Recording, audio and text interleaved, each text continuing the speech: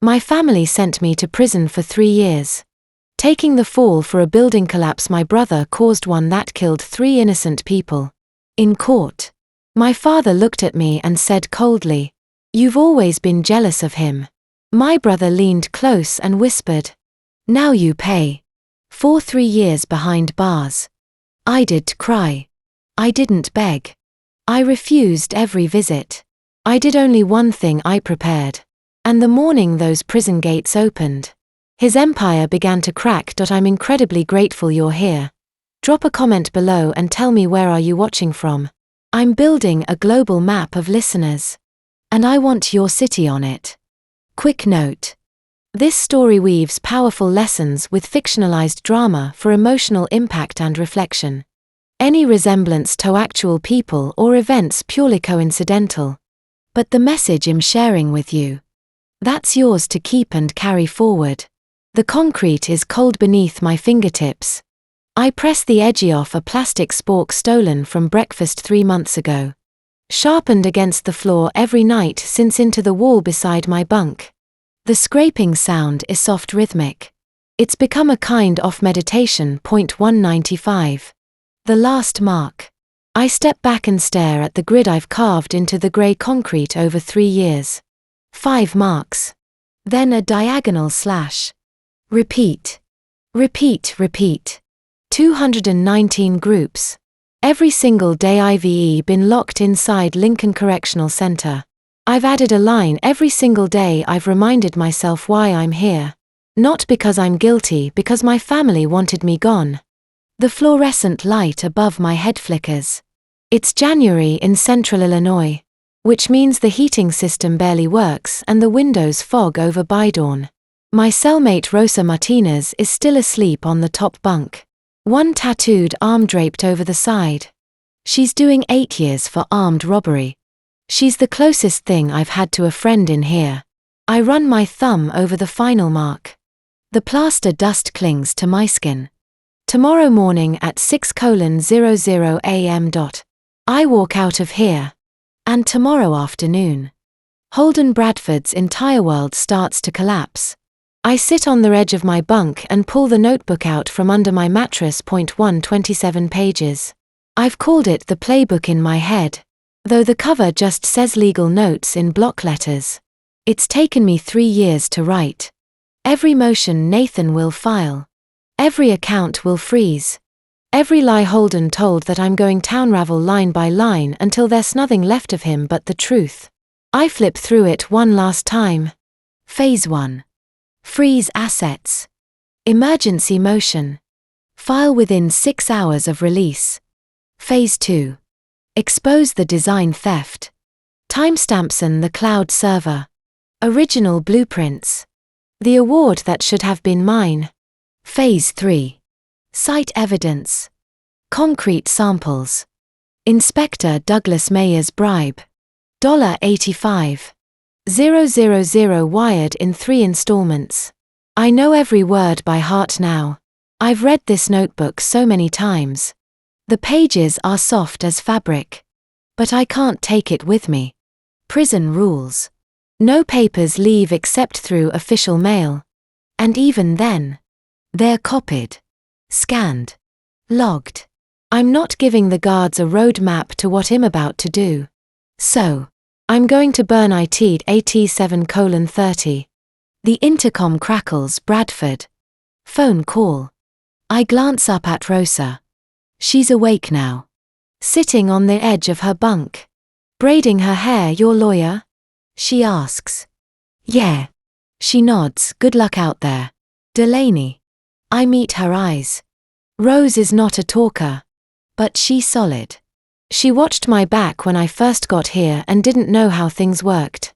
She kept quiet when I spent hours in the library studying case law and engineering reports. She never asked what I was planning. Thanks. I say. Don't come back. I almost smile. I want. The phone bank is a row of scratched plastic booths along the corridor. I pick up the receiver and punch in Nathan's number. It rings twice. Delaney. His voice is sharp-focused. Nathan Cross is 42, Harvard law and the only attorney who answered my letters when I was first locked up. He didn't believe I was guilty. He believed I'd been framed. And he was right, Nathan. Tomorrow morning. 6:00 a.m. I'll be there. He says. Everything's ready, the motions are drafted. Dr. Cartwright has the financial forensics queued up. As soon as you're out. We file. I close me eyes. I can see it so clearly. Holden at his desk in the corner office that used to be mine. Sipping coffee. Scrolling through emails. And then his assistant walks in with an emergency court notice. All corporate accounts frozen pending investigation. Effective immediately. He's not going to see it coming. I say quietly. He's an idiot if he doesn't. Nathan replies. You've got 15 minutes on this call. Walk me through phase 1 again. I need to make sure we're airtight. I do. I recite the filing strategy. The account numbers. The legal precedents. Nathan takes notes. He asks 3 questions. I answer all of them when the automated voice cuts in 2 minutes remaining. He says. Get some sleep tonight. Delaney. Tomorrow we go to war. I've been at war for 3 years. I tell him. Tomorrow I just start winning. I hang up before he can reply. Back in the cell. I tear the pages out of the notebook one by one. Rose is standing by the door. Arms crossed. Watching the corridor. Anyone coming? I ask. You're clear. She says. Make it fast. I kneel beside the small metal trash can we're allowed to keep under the sink. I pull out the lighter. I traded 2 weeks' worth of commissary snacks for a little green Bic. Barely any fluid left. I flick it once. Twice the flame catches. I touch it to the corner of the first page. The paper curls, blackens. The ink runs. 3 years of planning turning to ash. I feed the pages in slowly. One at a time. Letting each one burn before I add the next. The smoke is thin. Acrid. Rosa coughs once. But doesn't move from her post. When the last page is gone. I crush the ashes with my palm and flush them down the toilet. Rosa turns back home. Feel better? Yeah. I say. And I may in it. Everything I need is in my head now, every date. Every name. Every number. I didn't need the notebook anymore. I only needed the discipline of writing it down. That night. I lie on my bunk and stare at the ceiling. The prison is never truly quiet. There are always footsteps. Voices. The clang of metal doors. But tonight. It feels different. Tomorrow I walk out of here. Tomorrow. Holden Bradford will learn what 3 years of planning looks like. He thought prison would break me. He thought he'd come out weak. Desperate. Ready to beg for forgiveness. He thought he'd won. He was wrong. I close my eyes and picture his face. My brother. The man who sabotaged a construction site and let 3 innocent workers die. The man who forged my signature and framed me for manslaughter. The man my parents stood beside in court while I sat alone at the defense table. He has no idea what's coming. But he will. Before you hear how I destroy him, you need to understand how I got here. You need to know how I built an empire from nothing. How I became one of the most respected architects in Chicago. How I trusted my family and how they betrayed me. 7 years ago. I had everything. My name is Delaney Bradford and I'm an architect. Or at least I was. I graduated from MIT in May of 2015 with a master's in architecture and a portfolio that made 3 firms in Boston try to recruit me before I'd even walked across the stage. I turned them all down. I wanted to go home to Chicago. I wanted to build something of my own. My father didn't come to the ceremony. My mother did. She sat in the 3rd row. Smiled when they called my name. And took a photo on her phone. But that night. Back at the hotel. My father called. I could hear him through the wall of my mother's room. It's a shame she wasn't born Asen. Patricia. A son would have taken over the firm. I was 24 years old. I just earned a graduate degree from one of the best schools in the world. And my father's first thought was that I'd been born the wrong gender. I didn't cry. I got angry. And I decided I'd build something so successful he'd have no choice but to see me. I started Bradford & Associates in the fall of 2016. Working out of the garage at my parents' estate in Lake Forest. My father had retired 2 years earlier, closing down the small residential firm he'd run for 30 years. The garage still had his old drafting table, a faded blueprint of a house he'd designed in 1987, and a space heater that barely worked. I didn't care. I had a laptop, a phone, and a dream. My first client was a boutique hotel owner in Wicker Park. She wanted to renovate a century-old building into something modern, but warm with exposed brick and floor-to-ceiling windows. I worked 16-hour days for 3 months. When the project finished, she cried. She said it was the most beautiful thing she'd ever seen. She referred me to 2 other clients. By 2018, I'd moved out of the garage and into a small office in Streeterville overlooking the Chicago River. I had 4 employees. I had 12 active projects. I had a reputation and he had my brother's attention. Holden Bradford is 3 years older than me. He studied architecture at the University of Illinois. Not MIT. Not even close. And spent his 20s bouncing between mid-level firms. Never quite making partner. Never quite standing out. When I opened Bradford & Associates, he congratulated me over dinner and said he was proud. 2 years later, he asked if he could join the firm. I should have said no. But he was me brother.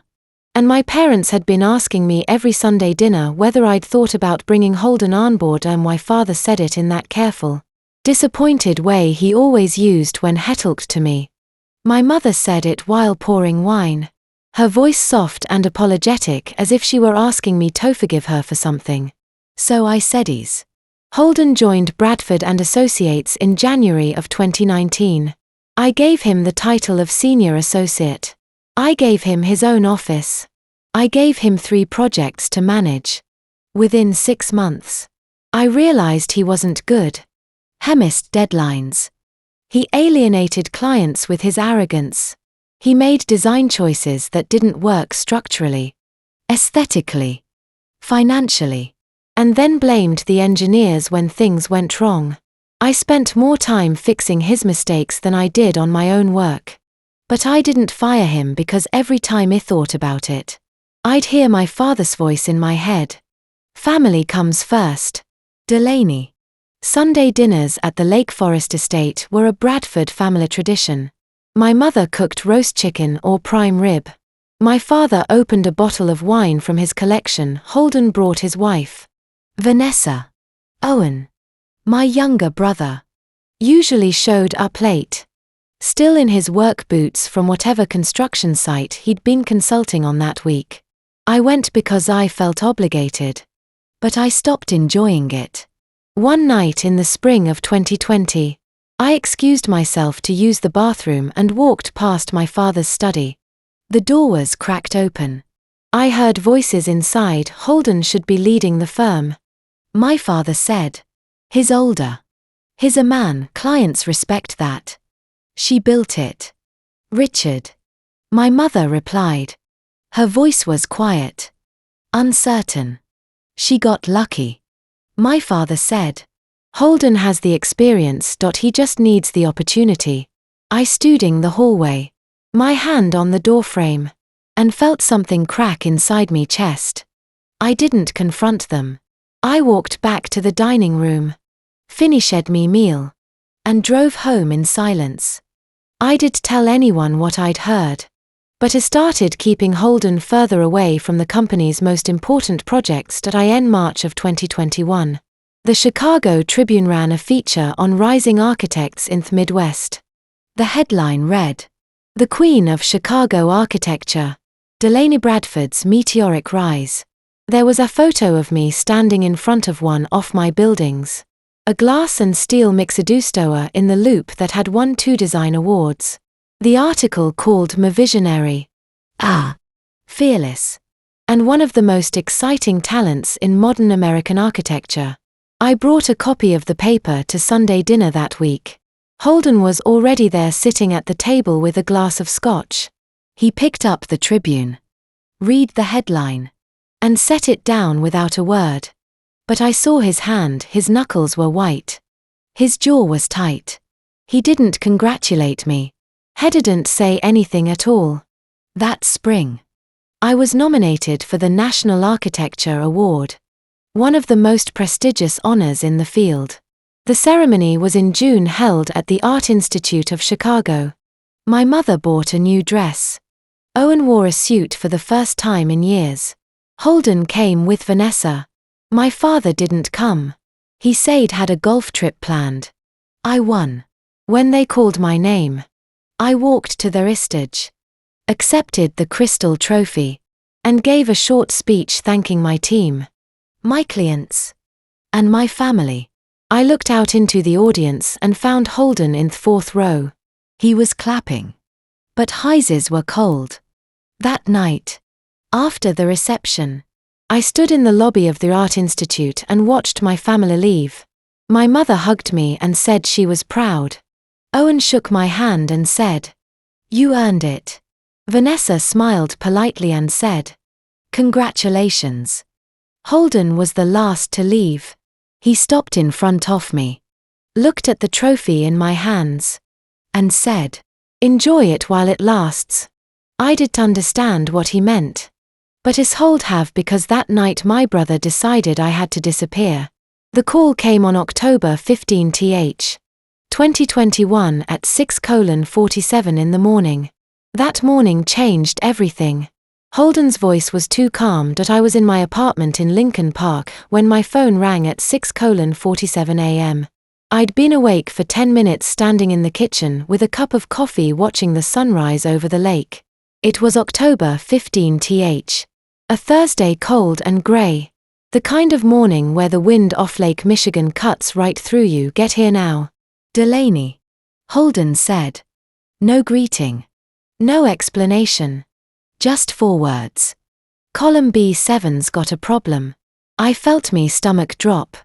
Column B7 was part of the structural core for the Gold Coast project, a 28-story luxury condo tower at 12,200 North Lakeshore Drive. It was the biggest project Bradford and Associates had ever taken on. $245 million. Our reputation was riding on it. "What kind of problem?" I asked. "Just get here." He hung up. I grabbed my coat, my hard hat, and my keys, and I drove to the site, going 15 miles over the speed limit the entire way. I arrived at 7:15 a.m. The construction site was a maze of scaffolding, steel beams and concrete forms rising into the foggy sky. Workers in neon vests moved across the lower floors, their voices echoing in the half-finished shell of the building. I parked on the street, clipped my site badge to my jacket, and walked through the main gate.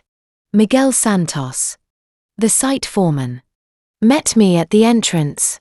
He was a stocky man in his late 30s with a weathered face and steady hands. He'd been in construction for 20 years. It trusted him more than I trusted anyone else on this project. "Miss Bradford," he said. His voice was tight. "We've got a situation." "Where's Holden?" "Up on the 7th floor. He's been here since 6:30. That stopped me. Holden was never on site before 8. He hated early mornings. "Show," I said. We took the construction elevator up. The ride was slow, rattling, the wind whipping through the open sides of the shaft.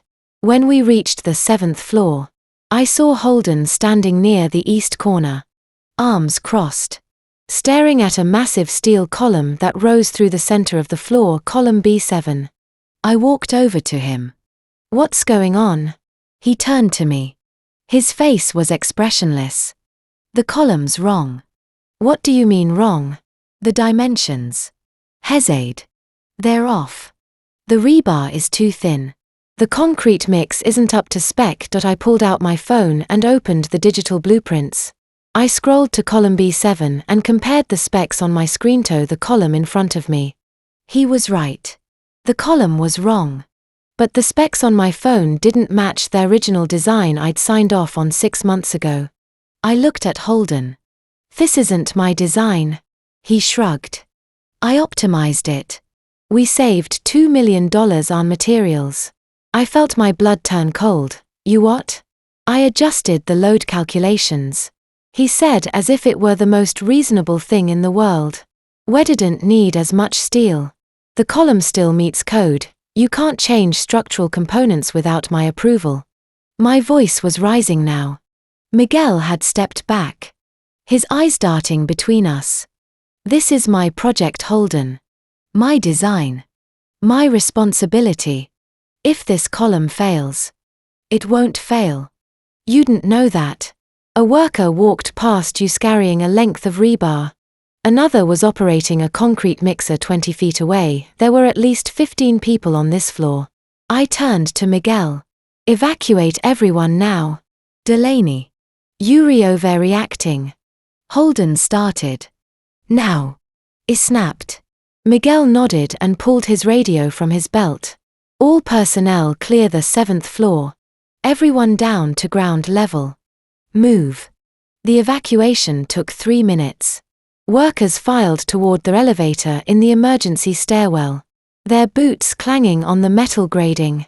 I stood by column B7, staring at it. My heart pounding. Something was wrong.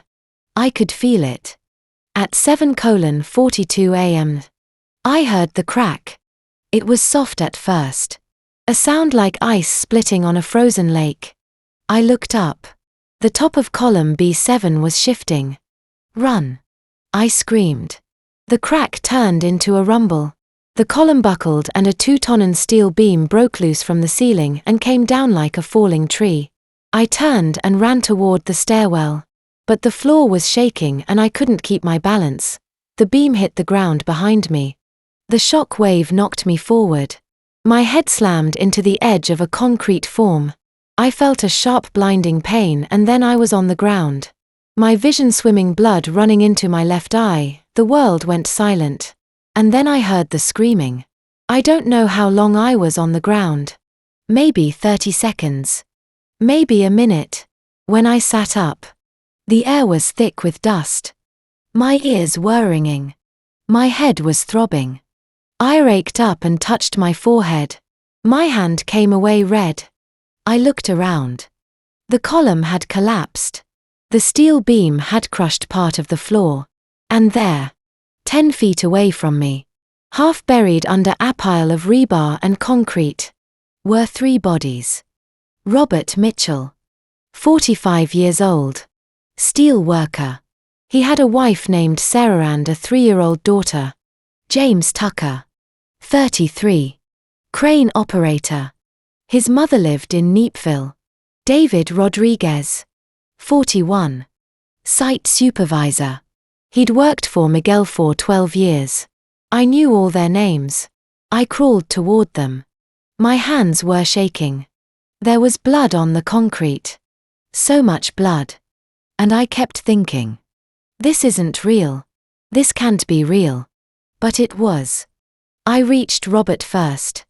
I pressed my fingers to his neck, searching for a pulse. Nothing. James, nothing. David, nothing. I knelt there on the shattered floor with blood on my hands and dust in my lungs. And I couldn't breathe. 3 people were dead because of me. The siren started at 7:51 a.m. Ambulances. Fire trucks. Police. The site filled with first responders. Someone pulled me to my feet and led me down to the street. A paramedic wrapped a bandage around my head and asked me questions I couldn't answer. I sat on the back of an ambulance and stared at the building. Miguel was talking to a police officer. Holden was standing near the fence, his phone to his ear. Workers were gathered in small groups, some of them crying. I saw a man in a grey suit walk past Douglas Meyer. The city building inspector. He glanced at me, then kept walking. I thought about column B7. About Holden's voice on the phone that morning. Too calm. Too controlled. About the fact that he'd been on site at 6:30, an hour before anyone else. About the design changes made without my approval. 3 people were dead. But that wasn't my sign. Holden knew that. The police came to the hospital 3 hours later. They questioned me while the blood on my forehead was still wet. I was sitting on a gurney in the emergency room at Northwestern Memorial Hospital when Detective Morrison walked in. He was a tall man in his early 40s. Grey suit. Notey. With the kind of face that had seen too many crime scenes. He flashed his badge and introduced himself. Then he pulled up a chair and asked me to explain what had happened. I told him everything. I told him about the phone call at 6:47 a.m. About arriving at the site and finding Holden already there. About column B7. About the design changes Holden had made without my approval. About the evacuation order I'd given. About the collapse. About the 3 men who died. Detective Morrison took notes. He nodded. He asked clarifying questions and then he said, "Who signed off on the modified design?" I hesitated. Holden changed it. I never approved it. But your firm is the architect of record. Morrison said. Sosimione had to sign the structural drawings before they were submitted to the city. That's the law. I know. I said. But I didn't sign those drawings. Holden must have. Morrison pulled a folder from his briefcase and slid a sheet of paper across the table. It was a blueprint. Column B7. The modified design. The one that had failed. At the bottom in the signature block was my name. My handwriting. My signature. I stared at it. Whose signature is this? Morrison asked. That's mine. I said slowly. But I never signed that. Morrison's expression didn't change, Miss Bradford. This document was submitted to the Chicago Department of Buildings 6 months ago. It has your signature. It has your license number. Are you telling me you didn't sign it? I'm telling you. I never saw that drawing before today. He leaned back in his chair. Then how did your signature get on it? I didn't have an answer. They kept me in the hospital for another 2 hours. The paramedics had stitched up the cut on my forehead. 7 stitches. A neat line just above my left eyebrow. I had a mild concussion. They wanted to keep me for observation. But I refused. I needed to get back to my office. I needed to find the original files. I called Owen from the hospital lobby. Henswood on the 2nd ring. Delaney. Oh my God. Are you okay? I heard about the collapse. Owen. I need you to do something for me. My voice was shaking. Go to the office. Go to my computer, find the original design files for the Gold Coast project. The ones I submitted in April. I need those files. Okay. I'm on my way. And Owen. I paused. Don't tell Holden. There was a long silence on the other end of the line. Delaney, Owen said quietly. What's going on? Just find the files. Owen called me back 40 minutes later. They're gone. He said. I felt my stomach drop. What do you mean gone? The files aren't on your computer. I checked the cloud backup. I checked the shared server. They're not there. They've been deleted. That's impossible. We have automatic backups. Everything gets saved. Someone erased them. Owen said. And they erase the backups. too. I closed my eyes. My head was pounding. Owen. Who has admin access to the server? You. Me. And Holden. Of course, Detective Morrison called me at 1:30 p.m. and asked me to come to the station to give a formal statement. I told him I'd be there in 20 minutes. I wasn't under arrest. Not yet. But I could feel it coming. The police station was a squat brick building on South State Street. Morrison met me at the front desk and led me down a long hallway to a small room with a table. 2 chairs, and a mirror on one wall. I knew what that mirror was. I'd seen enough crime shows to know there were people watching from the other side. Morrison sat across from. He turned on a recording device and read me my rights. I told myself to stay calm. I told myself I hadn't done anything wrong. But my hands were shaking. Morrison asked me the same questions he'd asked at the hospital. I gave him the same answers. And then hesitated. Miss Bradford. We've been interviewing other witnesses from the site. Your brother Holden Bradford gave us a statement this morning. I looked up. What did he say? Morrison glanced at his notes. He said he raised concerns about the structural modifications 3 weeks ago. He said he sent you an email recommending that you consult with an independent engineer before proceeding. He said you told him the budget wouldn't allow it. I felt the blood drain from my face. That's a lie. We pulled the email. Morrison said it's dated September 22 and it was sent from Holden Bradford's company account to yours. I never received that email. It's in your inbox. I stared at him. That's impossible. He's lying. He must have fabricated it. Ms. Bradford, Morrison said. 3 men are dead. We have a signed blueprint with your name on it. We have an email showing you were warned about the risks.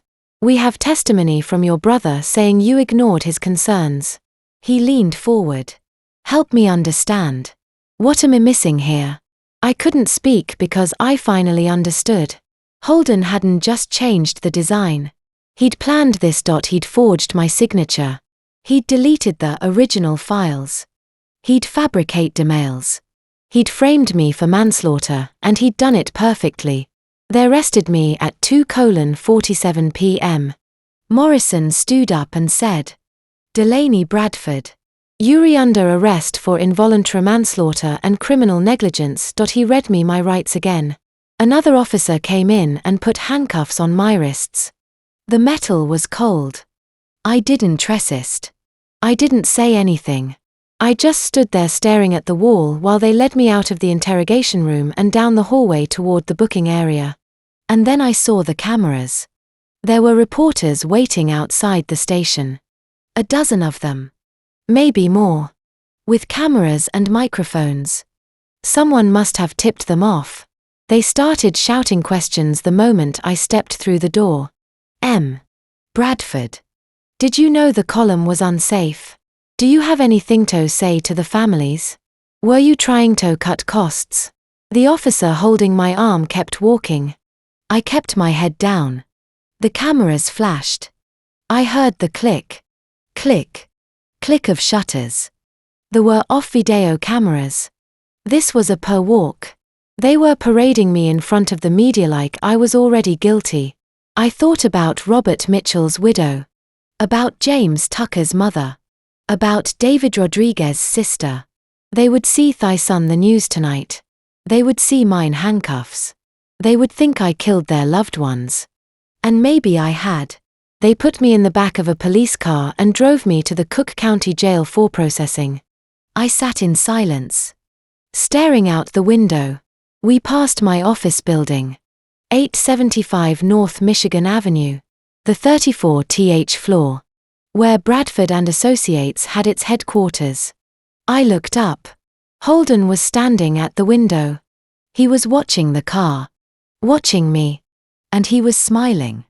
It wasn't a big smile. Just a small satisfied curve of his lips. But I saw it. That smile told me everything. He'd planned this. Every step. The forged signature. The deleted files. The fabricated email. The phone call this morning timed perfectly so I'd arrive just before the column failed. The 3 deaths he'd orchestrated all of it. And I'd walked right into his trap. I thought my family would help me. I thought my parents would believe me. I thought someone would stand by my side and say, Danny didn't do this. I was wrong. Cook County Jail smelled like disinfectant in despair. I'd been there for 5 days when my mother came to visit. I sat in the visitation room on a plastic chair staring at the glass partition that separated me from the outside world. The room was painted beige. The fluorescent lights hummed overhead. There were a dozen other inmates in the room talking to their families through phones. Their hands pressed against the glass. When Mimotha walked in, I felt something crack open inside my chest. I thought she was here to tell me she believed me. I thought she was here to say she'd hired a lawyer, that she'd talked to Holden, that she knew I hadn't done this. I was wrong. She sat down on the other side of the glass. She picked up the phone. Her face was pale. Her eyes red. She looked older than I remembered. "Delaney," she said. I pressed the phone to my ear. "Mom. Thank God you're here. I need you to if you made a mistake." She interrupted. "You need to take responsibility." I stopped breathing. "What?" Holden explained everything to me. She said, her voice was quiet. Apologetic. He said you were under a lot of pressure. He said you'd been working 16-hour days. He said maybe you forgot you signed the drawings. It happened. Sweetheart. You were stressed. You made a mistake. I felt like I'd been punched in the stomach. Mom. I didn't sign those drawings. Holden forged my signature. He deleted the original files. He framed me. She shook her head. "Delaney. That's your brother. He wouldn't do that." Headed. "Honey. I know you're scared. But blaming Holden isn't going to help. You need to talk to your lawyer. You need to figure out how to make this right." I stared at her. "Mom. 3 people died. Holden killed them. He sabotaged the column. He framed me for it. And you're telling me to take responsibility?"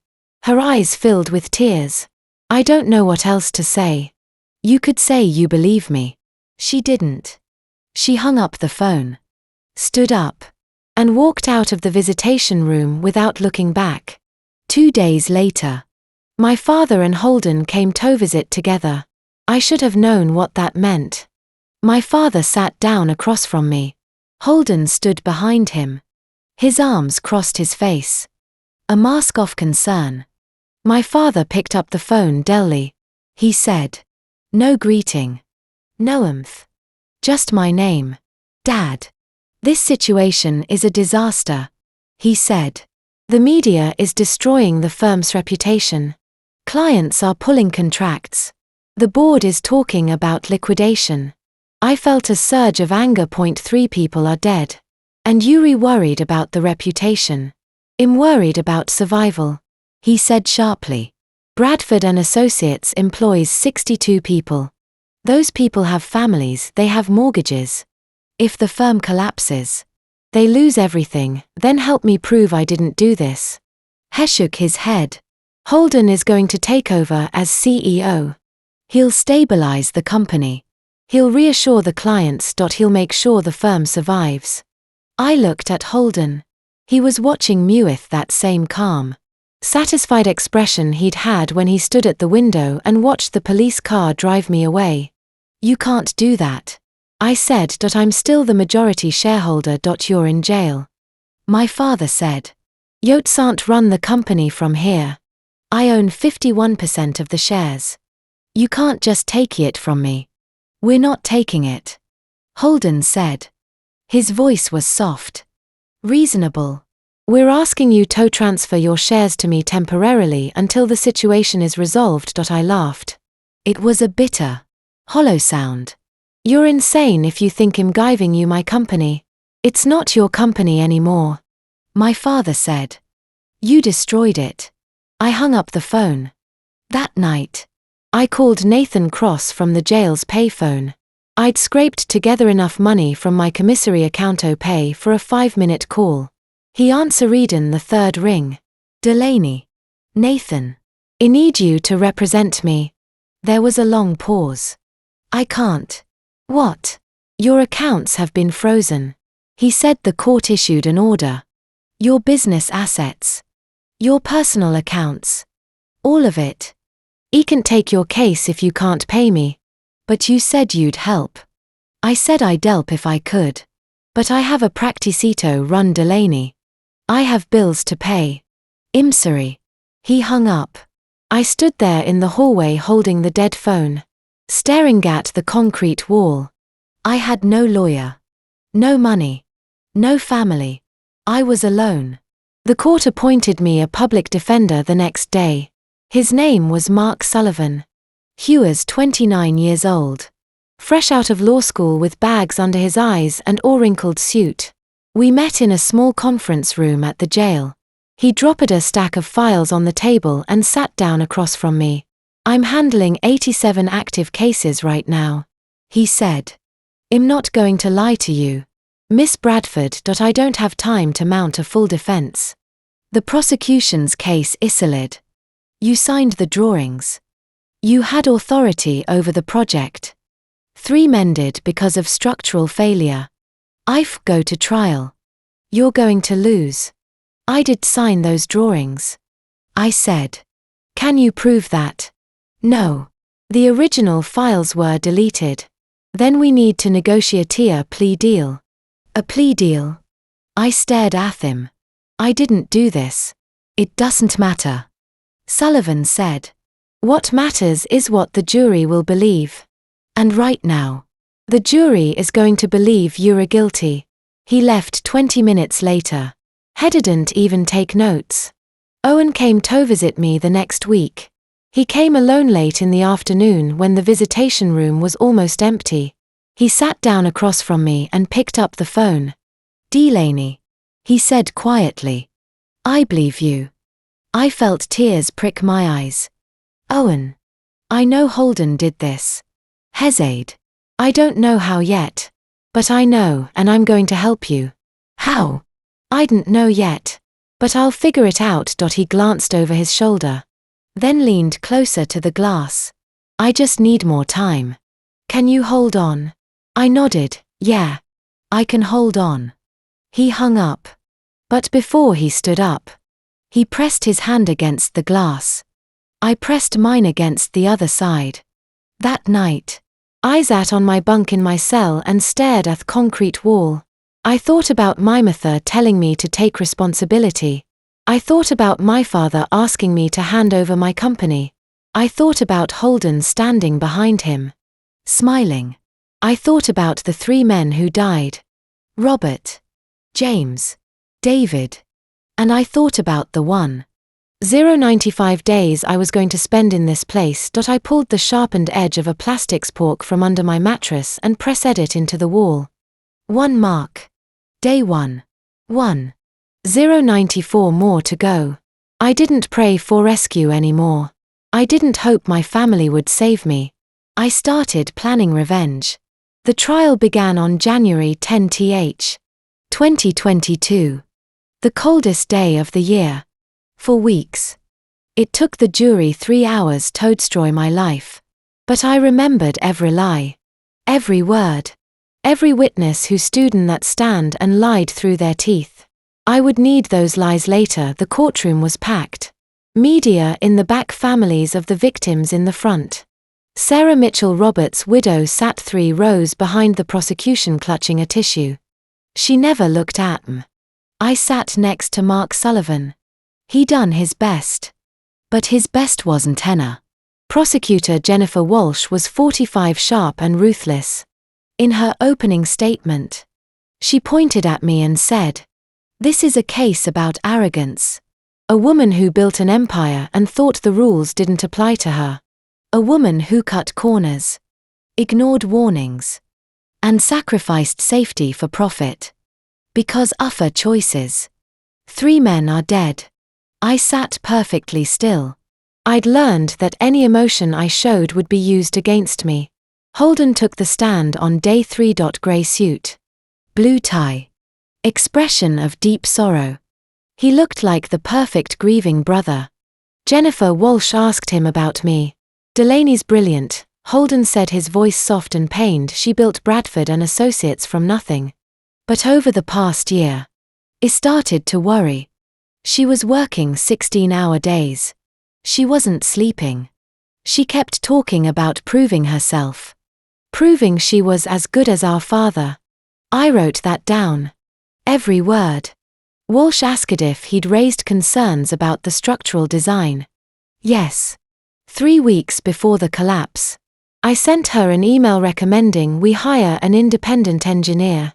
I was worried the budget cuts were affecting safety. And how did Miss Bradford respond? She told me we couldn't afford it. She said I was being paranoid. That was a lie. I underlined it in my mind. Mark cross-examined. Mr. Bradford, do you have any structural engineering credentials? No. So, you're not qualified to assess whether a column design is safe? No. But I know when something doesn't feel right. Yet. You did report your concerns to the city. Holden hesitated. I thought my sister would handle it. Mark sat down. He'd barely made a dent. My father took the stand on day 7. He looked older. Thinner. He didn't look at me. Walsh asked him about me. Delane's always been driven, he said. His voice flat. She always wanted to prove herself. I think she felt she had something to prove because she's a woman in a male-dominated field. Did that drive ever concern you? Sometimes she could be reckless. She'd take on projects that were too big. Too risky. I warned her about the Gold Coast project. I told her it was beyond her capacity. She didn't listen. Another lie. I memorized every word. My mother took the stand on day 9. She cried the entire time. Walsh asked if she believed I was capable of negligence. My mother looked at me. Her eyes were red, her hands were shaking. I love my daughter, she said.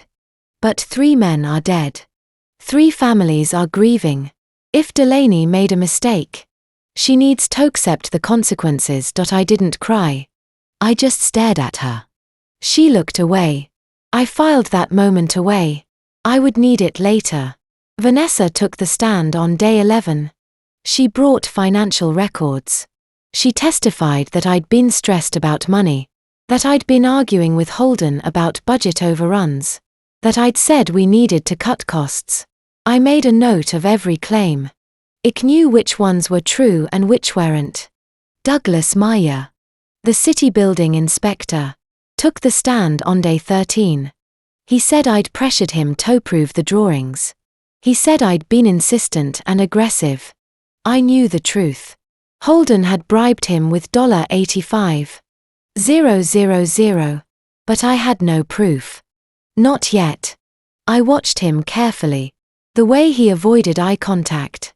The way his hands fidgeted. I would remember that. I took the stand on day 16. Mark asked me to tell my side. I told the truth. Holden had changed the design without my approval. The files had been deleted. The signature on the blueprints wasn't mine. I'd been framed. Jennifer Walsh stood for cross-examination. Miss Bradford. If the blueprints were forged, where are the originals? They were deleted. By whom? By Holden. Do you have proof? No. Do you have any evidence that your brother framed you? The files were deleted from the server. That's evidence. Or Walsh said you deleted them yourself to cover your tracks. I didn't. You signed the blueprint 6 months ago. Your name. Your license number. And now after 3 men are dead, you're claiming you were framed. Isn't that convenient? I didn't answer. Miss Bradford. Isn't it true that you were under financial pressure? That you cut corners to save money? No, then why did you authorize the column modifications? I didn't. But your signature is on the drawings. It's forged. Do you have a handwriting experto confirm that Mark hadn't been able to forward one? No. I said. Walsh smiled. No further questions. I returned to Myziat. I knew how that looked to the jury, but I also knew every question Walsh had asked. Every trap she'd set. I catalogued all of it. Closing arguments took place on day 28. Mark argued that there were too many unanswered questions. That the evidence was circumstantial. That reasonable doubt existed. But Walsh was better. 3 men are dead, she said. Robert Mitchell. James Tucker. David Rodriguez. They were fathers. Brothers. Sons. They went to work that morning and never came home. Why? Because Delaney Bradford signed off on a design she knew was unsafe because she put profit over safety. The jury deliberated for 3 hours. When they came back, I didn't feel nervous. I didn't feel scared. I just felt empty. The 4 persons stood. Judge Harrison asked for the verdict. We, the jury, find the defendant guilty of involuntary manslaughter in the first degree. Count 1. Count 2. Count 3. The courtroom erupted. Sarah Mitchell sobbed. My mother gasped. Holden sat perfectly still, his face blank. Judge Harrison banged his gavel. He sentenced me to 3 years in state prison. 1 year for each life. The bailiff came to handcuff me. I stood up. I didn't cry. I didn't say anything. As they led me out of the courtroom, I turned my head. Holden was shaking hands with Jennifer Walsh. Smiling. I made a promise to myself right then and there. I would survive this. And then I would take everything back. Lincoln Correctional Center smelled like rust, regret, and forgotten dreams. I carved the first mark on day 1. By day 100, I had Applin.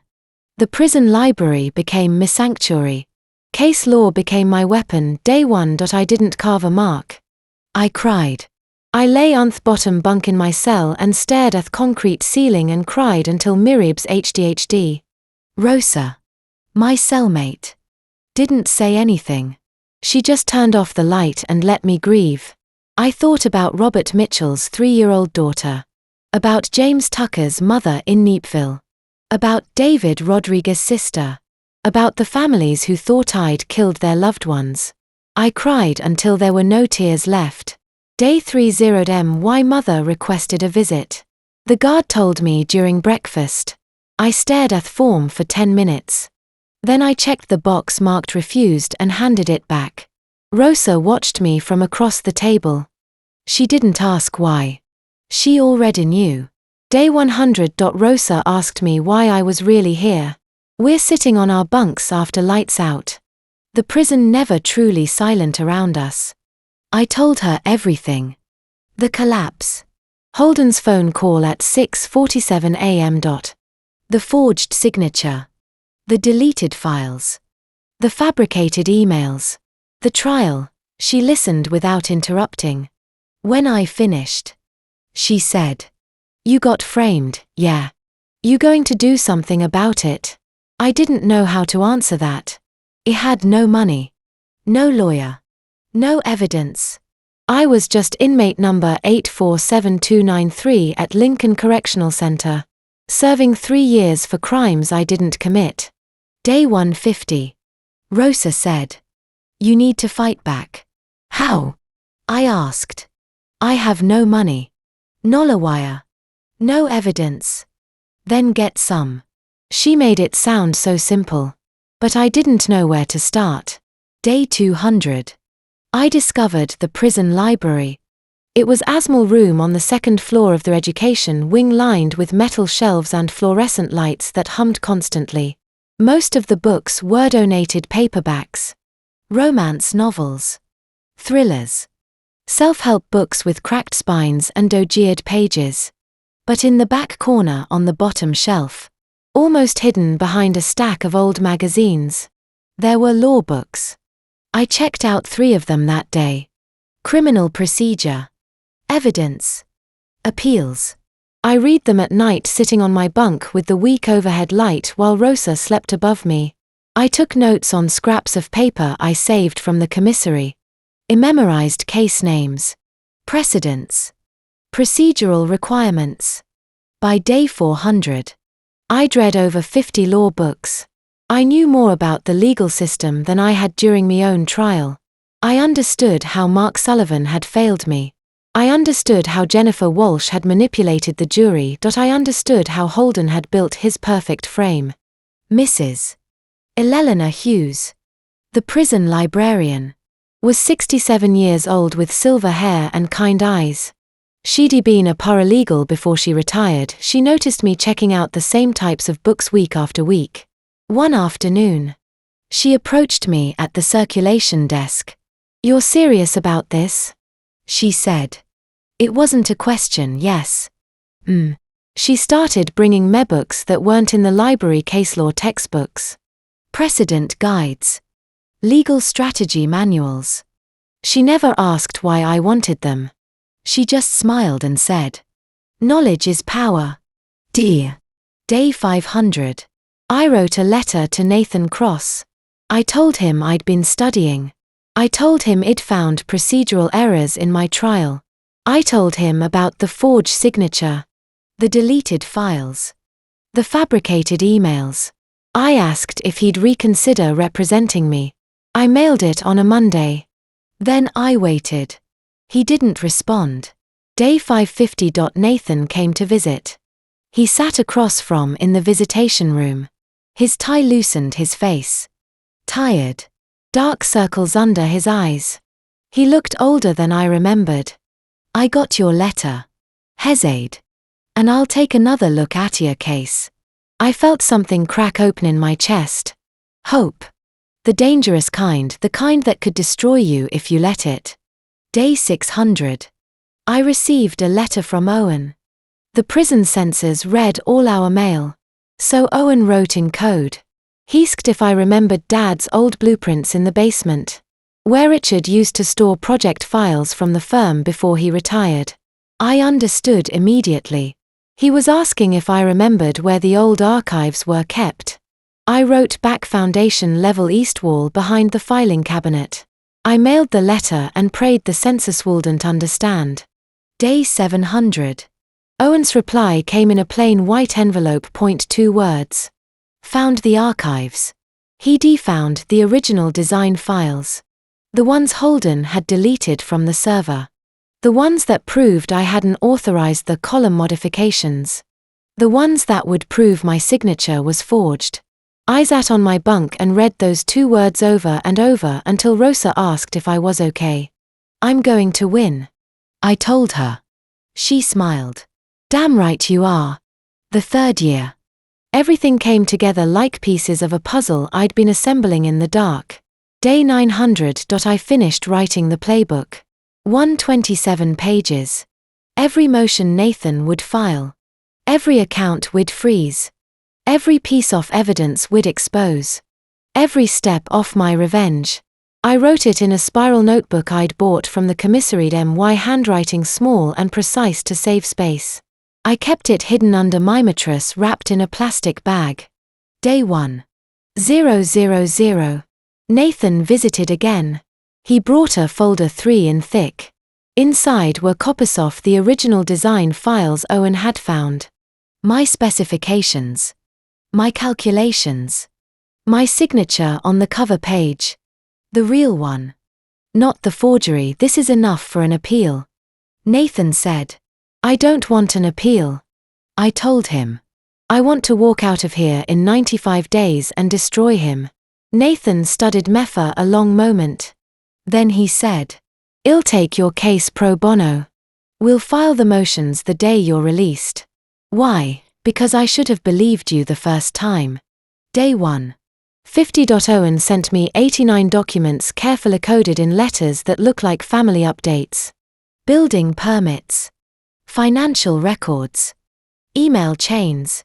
Wire transfer receipts. Everything I needed to prove Holden had embezzled $19.7 million from Bradford and Associates over 3 years. We're still communicated in code. Owen called it organizing the archive. I called it building a case. Day 10090. Holden requested a visit. The first time in 3 years. I accepted. I needed to see his face. I needed to know if he suspected anything. I walked to the visitation room with my heart pounding. I sat down at station 4 and picked up the phone. Holden walked in wearing a charcoal suit and a Rolex. He looked exactly the same. Confident. Successful. Untouchable. He sat down across from me. The glass partitioned between us. "Delaney," he said. His voice was soft. Concerned. Almost loving. "How are you holding up?" "Fine. I've been thinking about you." I know this has been hard. I know you're angry. But when you get out, we can move past this. You can come back to the firm. We can rebuild together like a family. I stared at him. He actually believed I'd forgiven him. He actually thought I'd come crawling back broken and grateful. Sure. Holden. I said. My voice was calm. Empty. We'll rebuild. He smiled. That same satisfied smile I'd seen through the police car window 3 years ago. He thought he'd won. Day 1. 094. I sat on my bunk and pulled the playbook out from under my mattress. I read Itone last time. Every phase committed to memory. Every detail. Every name. Every number. Then I tore out the pages one by one and burned them in the small metal trash can under the sink. Rosa stood by the door, arms crossed, watching the hallway for guards. The pages curled and blackened. The ink ran. 3 years of planning turning to ash. When the last page turned to ash, I crushed it with my palm and flushed it down the toilet. Gone. But not forgotten. Feel better? Rosa asked. Yeah. You don't need it anymore. No. I tapped the side of my head. Everything's here now. That night, I carved the final mark on the wall beside my bunk. 1. 094. I ran my fingers over the grooves. Every single day accounted for. Tomorrow was day 1095. Tomorrow I would stop counting days. Tomorrow I would start hunting.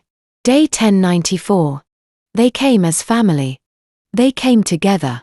One final attempt to take what little I had left. I'd refused visits for 3 years. I accepted this one for area son. The guard knocked on my cell door at 2 p.m. Bradford. You got visitors. Rosa looked up from her bunk. You sure about this? Yeah. Want me to wait up? No. I'll be fine. I walked to the visitation room. The winter light was already fading through the high windows. I sat down at the booth, picked up the phone, and waited. They walked in one by one. Holden first wearing a charcoal suit and a gold watch. Vanessa beside him in a cream sweater and pearls. My father in his navy blazer, his jaw set. My mother lasted, her eyes already red. They sat down across from Holden in the center. The rest flanking him like soldiers. He picked up the phone. Delaney, he said. His voice was warm, almost cheerful. You look well. I didn't respond. We've missed you. Vanessa added, leaning into the frame. Her smile was bright. Practiced. It's been too long. I stared at her. 3 years ago. She testified that I'd been stressed about money. That I'd cut corners. That I'd sacrificed safety for profit. Now she was pretending we were family. My father cleared his throat. Delaney. The company is struggling without stable leadership. Clients are leaving. The board is talking about restructuring. We need to act quickly. Act how? I asked. Holden leaned forward. We need you to sign over your voting shares temporarily. Just until you're back on your feet. Once you're out, ONCUVE had time to recover. We can revisit the arrangement. I almost laughed. Sign over my shares. I repeated. It's for the good of the companies. My father said. Bradford and Associates has been in our family for 30 years. Your grandfather built it. I grew it. You and Holden have carried it forward. We can't let it fall apart now. My mother pressed a tissue to her eyes. Delaney, please think about your grandfather's legacy. Think about everything we've built.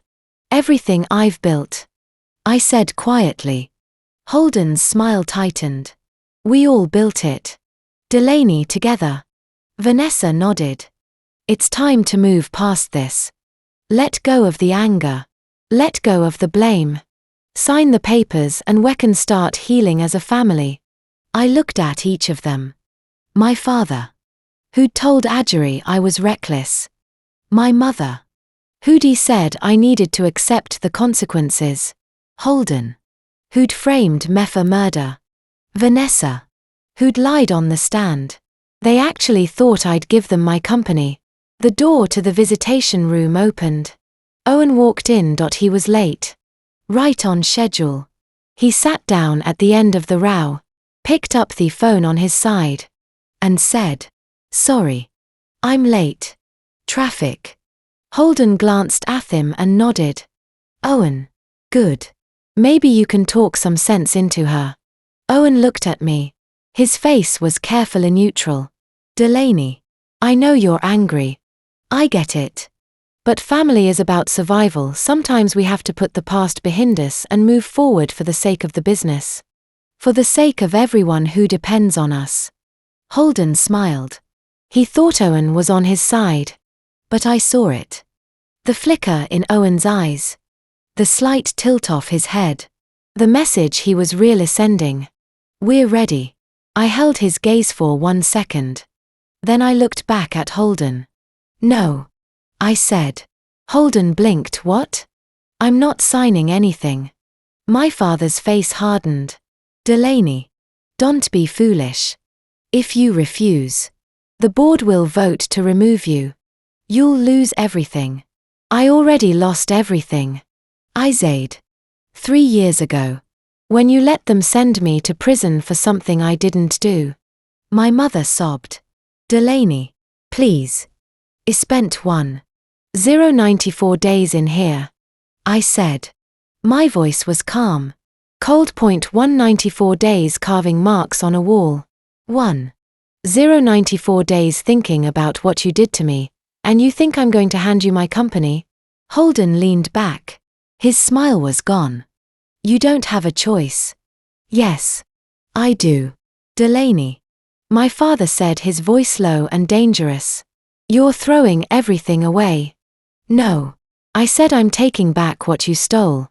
I stood up. The phone was still in my hand. "Consider this goodbye," I said. I hung up. Holden stood. He pressed his hand against the glass. "Delaney, wait."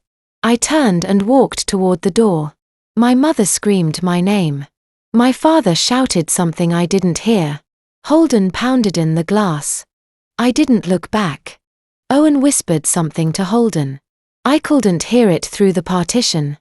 But I saw Owen's lips move. I tried. He was confirming it. Not to Holden. To me, everything was in place.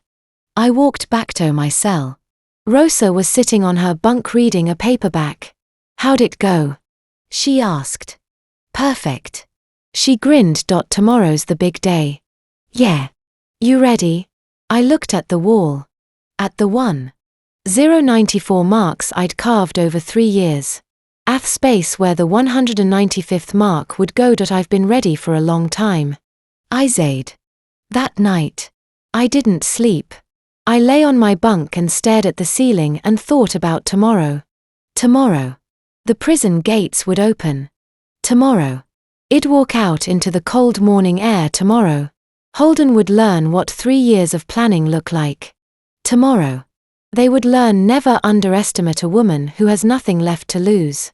The prison gates opened at 8:47 a.m. On Wednesday. 8:47 a.m. The gates opened.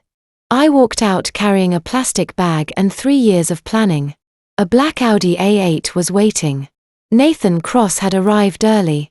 At 8 o'clock that morning. I stood in me cell for the last time. Rosa sat on her bunk watching me. "You good?" she asked. "Yeah. You know what you're doing every step." She smiled. "Go out there and destroy them." I nodded. I didn't say thank you. We both knew words didn't matter. The guard came at 8:30. Hune locked the door and led me down the hallway to processing. They returned my personal belongings. A wallet. A phone that hadn't worked in 3 years. And a seat-off keys to an apartment I no longer owned. I signed the release forms. I changed out of my prison uniform into the clothes Owen had sent. A black coat. Dark jeans boots. At 8:45. They walked me to the front gate. And then I saw them. The media. Over 15 reporters. Cameras. Microphones. A circus. And my family. Richard stood at the front wearing his navy blazer.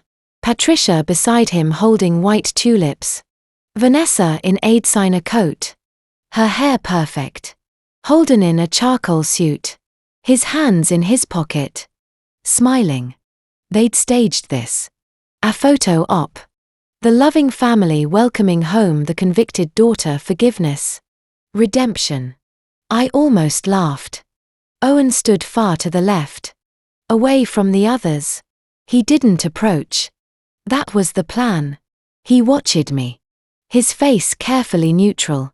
The gate opened. The cameras flashed. Patricia stepped forward.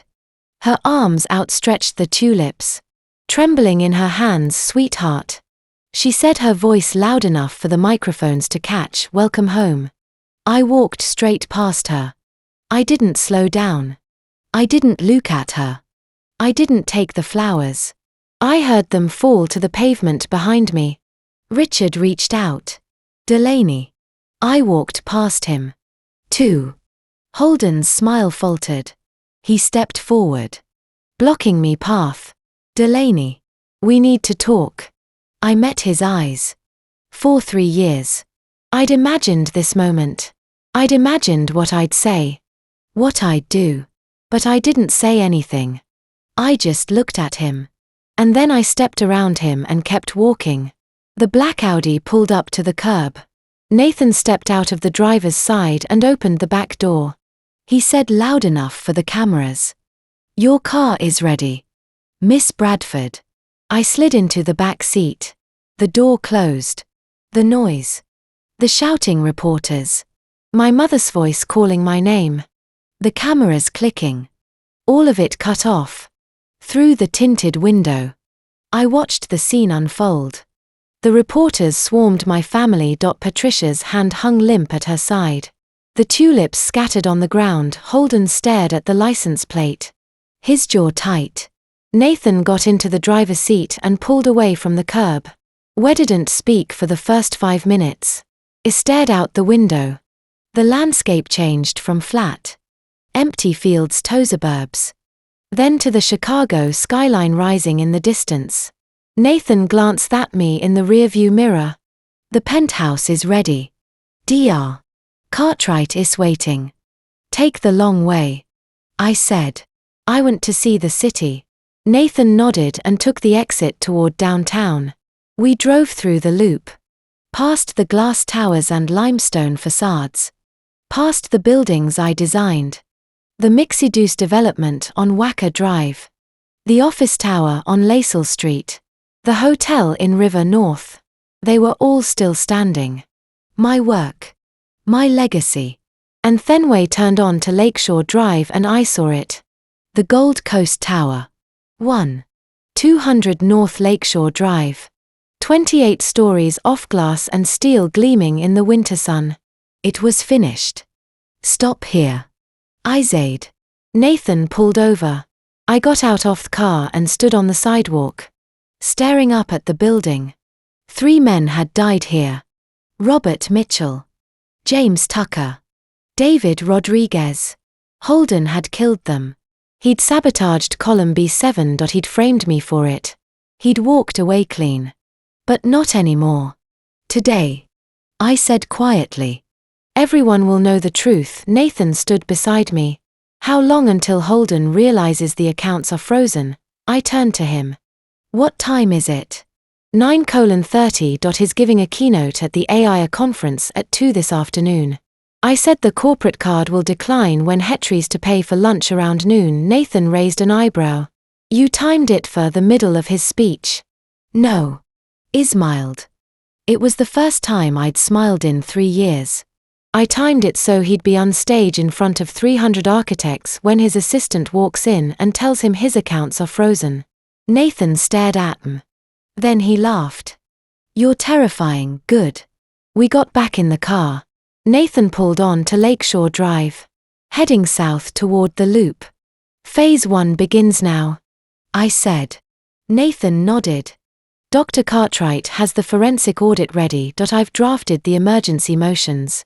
As soon as we're at the penthouse, we file. How long until the court processes them? 4 hours. Maybe 5. The freeze will be in effect by 2 p.m. Perfect. We drove insolence for a few minutes. Then Nathan said, Danny, are you sure you want to dot his? Once we file, there's no going back. Holden will know. Your family will know. This will get ugly. I looked out the window. The Chicago River glittered in the sunlight.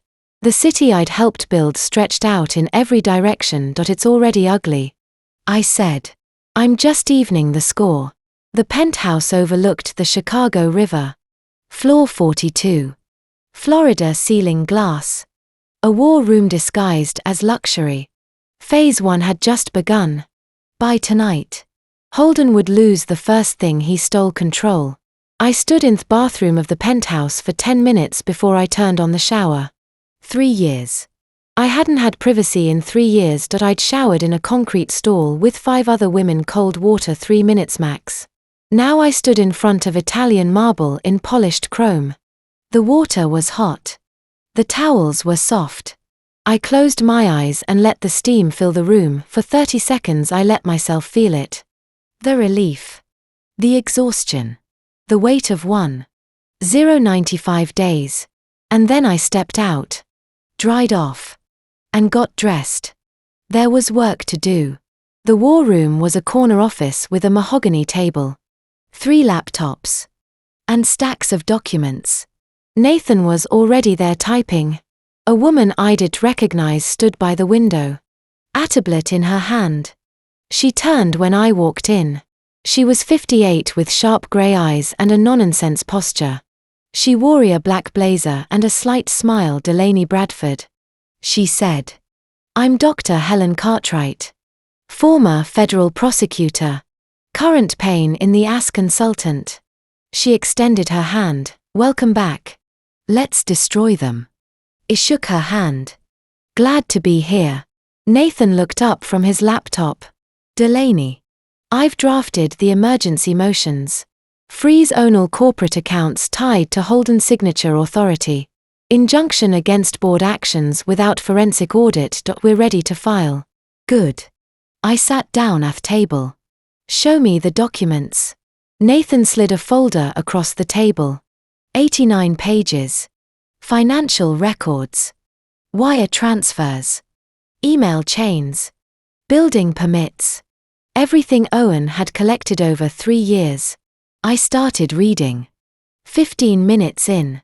I stopped. Nathan.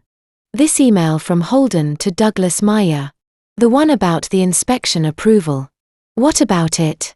The metadata says it was sent on September 10th. But the timestamp in the email header says September 22 ND. Nathan frowned. That's a typo. No. I pulled up the file on my laptop. It's not a typo. Someone backdated this email. Holden created it after the collapse and made it look like he'd sent it before. Helen leaned over Miss Holder. That's forgery. That's evidence tampering. That's a federal crime. I looked at Nathan. Can you prove it? Maybe. But it'll take time. How much time? A week. Maybe more. We don't have a week. I pulled out my phone and dialed Owen.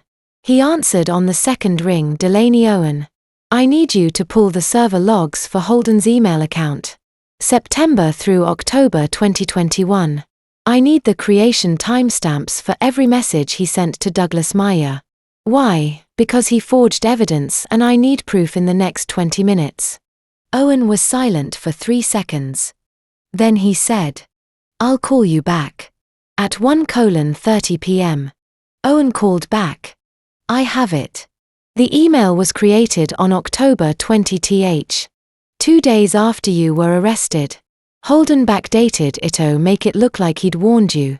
I closed my eyes. Send it to Nathan now. Nathan's laptop pinged. He opened the file. Read it. And looked up at me. This is enough. If we include this in the motion, The judge will grant everything we ask for. Good.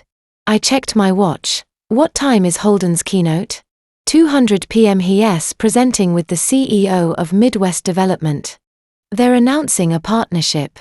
A $180 million contract. Ismailed. File the motions at 1:45. I want his card to decline on stage. Nathan stared at me. Delaney. That's cruel. Izade. He framed me for manslaughter. Let me rot in prison for 3 years. I want 300 architects to watch him fail. Helen laughed. I like you. Nathan nodded. 1:45 it is.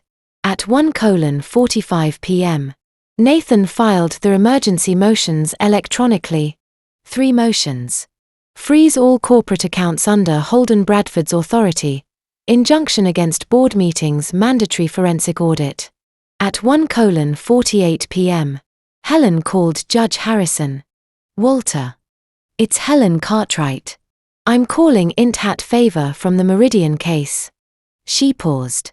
I need you to sign an emergency freeze order today. Now. Another pause, thank you. She hung up. He'll sign it in the next 5 minutes. At 1:50 p.m. The court order went through. The bank received the freeze notice. At 2 p.m. We pulled up the AIA conference livestream on the big screen in the war room. Holden stood on stage in a charcoal suit. Smiling. The CEO of Midwest Development stood beside him behind them. A slide read. Bradford and Associates. Plus Midwest Development. Redefining Chicago skyline. Holden spoke into the microphone. We're thrilled to announce this partnership. Together, we're going to build the future of this city. The audience applauded. The CEO shook Holden's hand. To celebrate. Drinks Arian Bradford and Associates. Holden laughed and pulled out his corporate black card. He handed it to a server outside of the stage. The server swiped it. She frowned. She swiped it again. At 2:03 p.m. She leaned over and whispered something to Holden. Holden's smile froze.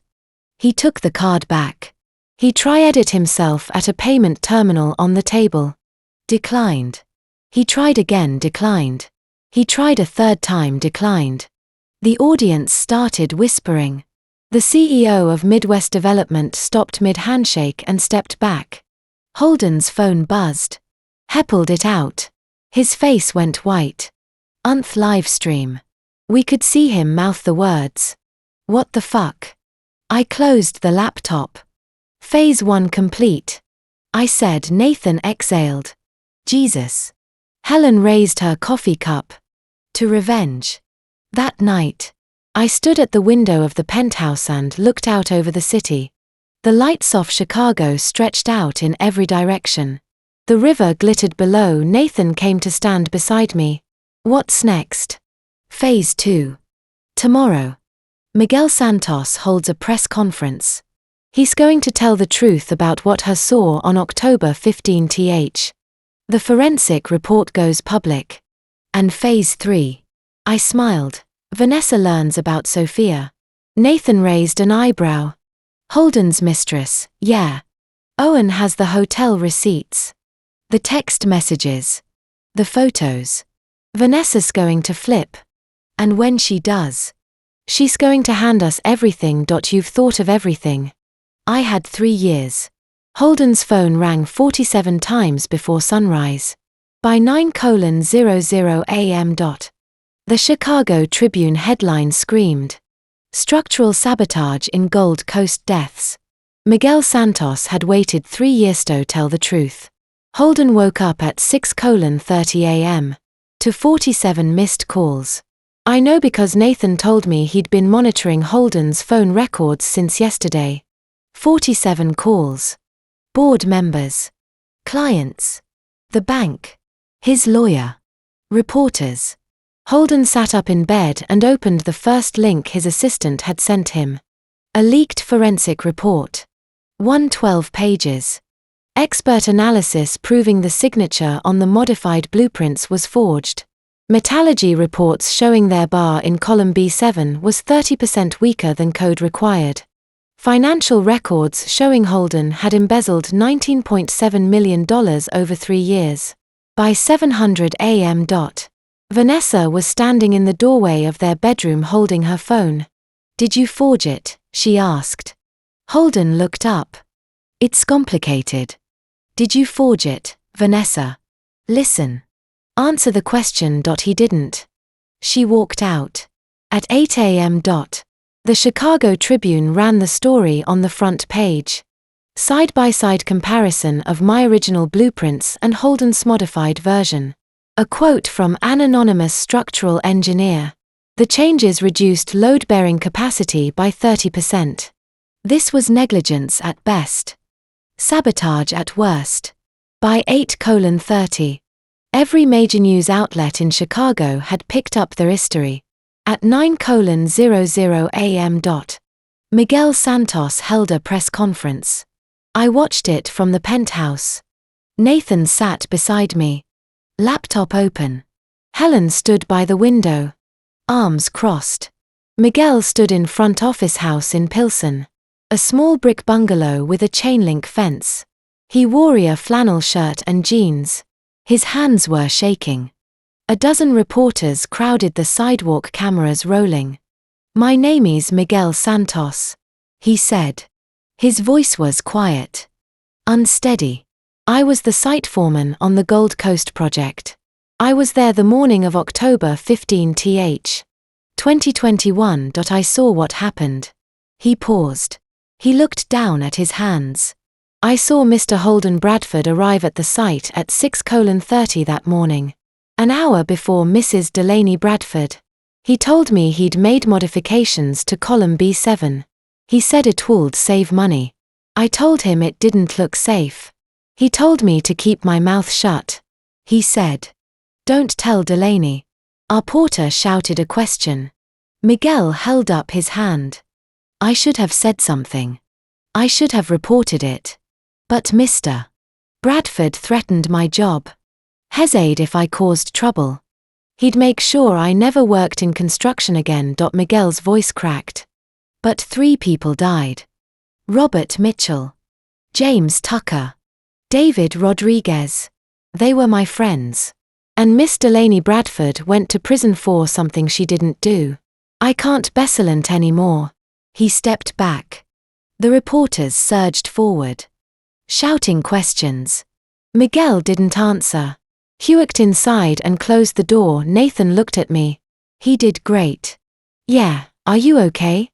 I nodded. Good people can only stay silent for so long. Helen turned from the window. "The board is meeting in an hour. Emergency session. They're going to try to remove Holden. Let them." I said at 10:00 a.m. The Bradford and Associates office was under siege. Reporters lined the sidewalk. Security had to block the entrance. Inside, the board convened on the 34th floor. I wasn't there. But Owen was. Hasn't me updates every 15 minutes. 10:15 a.m. Board voting on emergency CEO removal. 10:30 a.m. Holden's shouting. Says Miguel is lying. 10:45 a.m. Board wants forensic audit before voting. Holden's lawyer is stalling. At 11:00 a.m. A reporter cornered Holden in the lobby of the building. The footage went viral within minutes. "Mr. Bradford, did you frame your sister?"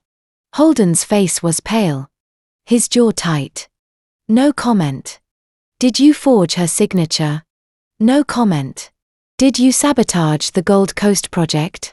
Holden shoved past the reporter and walked out. By noon, the stock price had dropped 18%. Midwest Development issued a statement. "We are pausing all partnership discussions pending the outcome of their investigation."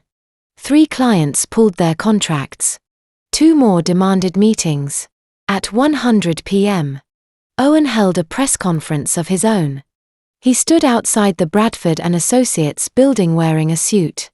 His face somber, effective immediately. "I'm resigning from Bradford and Associates," he said. I can't work for a company that prioritizes profit over safety. I can't work for a man who framed his own sister. It was a performance. We'd planned it 2 days ago. Owen was burning his bridge with Holden publicly, which would make it easier for him to testify later. But to the media, it looked like a family member turning against Holden. It was perfect. At 2 p.m. The FBI issued a statement. The Federal Bureau of Investigation has opened an investigation into allegations of fraud, embezzlement, and evidence tampering related to Bradford and Associates and the October 2021 Gold Coast construction collapse. We are working closely with the Cook County State's Attorney's Office. No arrests have been made at this time. Within an hour, a federal judge signed a warrant to freeze Holden's personal and corporate assets, pending their investigation. By 3:00 p.m., Holden couldn't access his bank accounts. He couldn't use his credit cards. He couldn't sell his car or his house. He was trapped. I stood at the window of the penthouse and watched the sun set over the city. Nathan came to stand beside me. It's working. Yeah. What's next? Vanessa, I said. You think she'll flip? I know she will. Helen walked over holding a glass of wine. What makes you so sure? I smiled. Because tonight, she's going to find out Holden's been cheating on her. At 8:00 p.m., a courier delivered an envelope to Holden and Vanessa's townhouse in Lincoln Park. The envelope was thick, plain, unmarked. Vanessa opened it. Inside were photographs. Holden and Sophia Brennan, the 29-year-old junior architect who worked on the Gold Coast project, kissing in a hotel lobby, holding hands in a restaurant, walking into a room at Peninsula Hotel. 12 photos dated over the past 6 months. At the bottom of the envelope was a handwritten note on plain white paper. He lied to you. 2. Let's talk. DB. Vanessa called at 11:23 p.m. Her voice was shaking. The world knows the truth now. But before I reveal who delivered the final blow, the person Holden never saw coming, comment. Who do you think betrayed him next? Let me see your guesses. Quick reminder. This story blends powerful lessons with dramatized events for impact. If heavy themes of betrayal aren't your style, you can pause here. Ready for the twist? Let's go. Where do you want to meet? Vanessa's voice was shaking. Helleth no fury like a woman scorned. Holden was about to learn that lesson twice. I gave her the address of a small cafe in Logan Square. The kind of place that stayed open late and didn't ask questions. Nathan was already there sitting at a corner table with a laptop and a folder. That I arrived at 11:30. The rain was cold, steady, drumming against the windows. The cafe was nearly empty. A barrister wiped down the counter. 2 college students huddled over textbooks in the front. I sat in the back booth and ordered 2 coffees. Vanessa walked in at 11:45. She looked like she hadn't slept. Her eyes were red. Her mascara smudged. She wore a black coat over sweatpants and sneakers. Her hair was pulled back in a ponytail. She looked nothing like the polished woman who testified against me 3 years ago. She sat down across from me. She didn't take off her coat. You sent those photos? She said. Yes. How long have you known? 2 weeks. I hired a private investigator. He followed Holden. All the photos were taken in public. It's legal. Her jaw tightened. Why tell me? I leaned forward. Because you helped destroy me. Now he's destroying you. We can help each other. I don't trust you. You don't have to. You just have to hate him more than you hate me. She stared at me. Then she looked down at her coffee. She didn't drink it. I loved him. She said quietly. When he showed me the evidence against you, I believed him. He had emails. He had financial records. He said you were cutting corners. He said you were reckless. He said you'd framed him. And you believed him. He's my husband. Her voice cracked. I was supposed to believe him. I didn't say anything. Vanessa wiped her eyes. He asked me to help. He said he needed proof of your negligence. He asked me to alter some contractor invoices. Just small changes. Dates. Amounts. He said it was to show you'd been lying about the budget. I felt my chest tighten. You forged documents. Yes. She looked up at me. Tears streamed down her face. I helped send you to prison. And he was with her the whole time. Her voice broke in the last word. I sat back. I'd expected anger. I'd expected denial. I hadn't expected this. How long has it been going on? I asked. 6 months. Maybe longer. I don't know. She pulled a tissue from her pocket and pressed it to her eyes.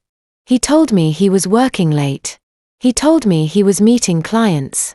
And I believed him. Because I'm an idiot. You're not an idiot. You're a woman who trusted her husband. She laughed bitterly. Look where that got me. I slid a piece of paper across the table. This is an immunity agreement. Nathan drafted it. If you cooperate, fully testify, provide evidence, answer every question, the DA will recommend 5 years instead of 15. Vanessa stared at paper. 5 years. You have 2 kids. 6 and 8. Right. She looked up sharply. How do you know that? I know everything. Vanessa. You'll be out before they're teenagers. You'll still have a life. And if I don't cooperate, then you go down with him. 15 years conspiracy. Fraud. Obstruction of justice. Your kids will be adults by the time you get out. She picked up the paper. Her hands were shaking. How do I know you'll keep your word? I met her eyes. Because unlike him, I don't lie. The silence stretched between us. What do you need? She asked finally. Everything. Emails. Financial records. Offshore accounts. Forged documents. Timeline. Names. I need proof that Holden orchestrated this. I need proof that he used you. Vanessa reached into her purse and pulled out a USB drive. She set it on the table. I started copying files 2 months ago. She said. I didn't know why. I had a feeling something was wrong. I thought maybe Hugh was hiding money. I didn't know about Sophia. I picked up the drive. What's on here? 156 emails between me and Holden planning the frame-up. Coordinating testimony. He told me exactly what to say on the stand. What else? Offshore account statements. $19.70 million. He's been embezzling for 3 years. Wire transfer receipts. Shell companies in the Cayman Islands. I felt my pulse quicken. This was more than I'd hoped for. There's more. Vanessa said. The original forged contractor invoices. The ones I altered. They have my handwriting in them. I kept copies because I was scared he'd blame me if anything went wrong. She laughed bitterly. Turns out I was right. Nathan walked over. He set a folder on the table and opened it.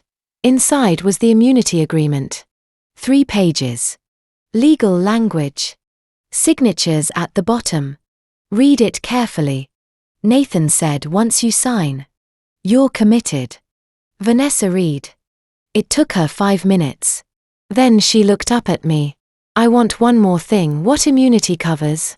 Testimony about the affair. I want to testify about Sophia. About the hotels. The lies. I want the world to know what kind of man her is. He deserves to lose everything. I looked at Nathan. He nodded. We can add that. Nathan pulled out a pen and wrote a clause at the bottom of the agreement. Vanessa read it. Then signed. She slid the paper back across the table. Done. I picked up the USB drive and held it in me hand. It was small light.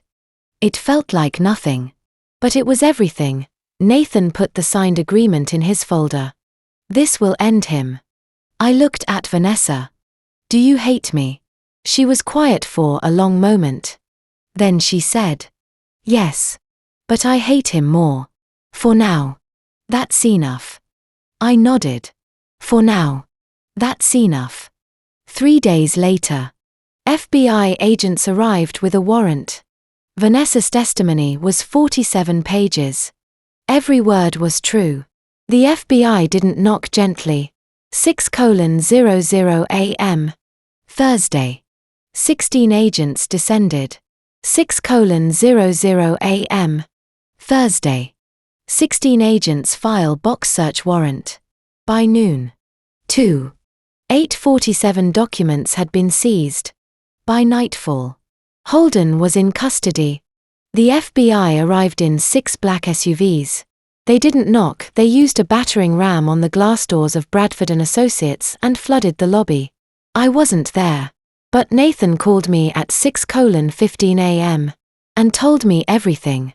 Agent Sarah Morrison, the lead investigator, walked straight to Holden's office on the 34th floor. Holden was already there, sitting at his desk, staring at his laptop. He'd been up all night. When the agents walked in, Holden tried to delete files. He clicked frantically, his hands shaking. Agent Morrison grabbed his wrist. Step away from the computer. This is my office, not anymore. Step back. They took his laptop. They took his phone. They opened his filing cabinets and started pulling files. Contracts. Blueprints. Financial records. Everything.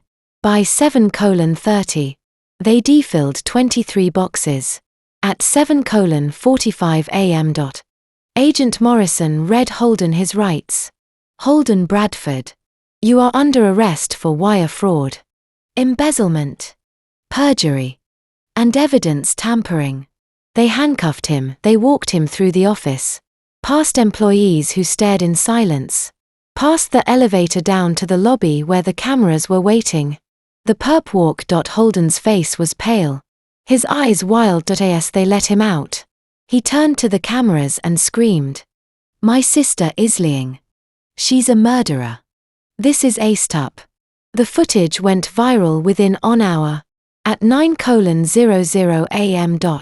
My parents sat in the living room of the Lake Forest house watching the news. Nathan had planted a source inside their household. A housekeeper who kept me updated. She texted me at 9:15. Patricia is crying, Richard hasn't said a word. At 9:30. She texted again. Patricia just said, "How did this happen?" Richard said, "My God. What if she was telling the truth, Patricia? What have we done?" I stared at the text for a long time. Then I put my phone down. At 11:00 a.m. I walked into the Bradford & Associates office for the first time in 3 years. The lobby was still a mess. Broken glass from the battering ram. FBI agents moving in and out with boxes. Employees huddled in small groups whispering. When I walked in, the room went silent. They stared, some looked guilty. Some looked relieved. A few clapped quietly. I did acknowledge them. I walked to the elevator and took it to the 34th floor. Holden's office was full of FBI agents. Agent Morrison looked up when I walked in. "Miss Bradford," she said, "we need you to identify which designs are yours and which were altered." I looked around the room. Blueprints covered the conference table. My work. 3 years off my life. All of them. I said, "Every original design is mine. Anything that deviates from code or reduces structural capacity, that's Holden." Morrison nodded. "Thank you. We'll need you to sign affidavit for each one." "I'll do it." I spent the next 2 hours going through blueprints, marking each alteration, signing my name. By the time I was done, my hand HDHD. At 2 p.m., the board convened an emergency meeting. 12 members.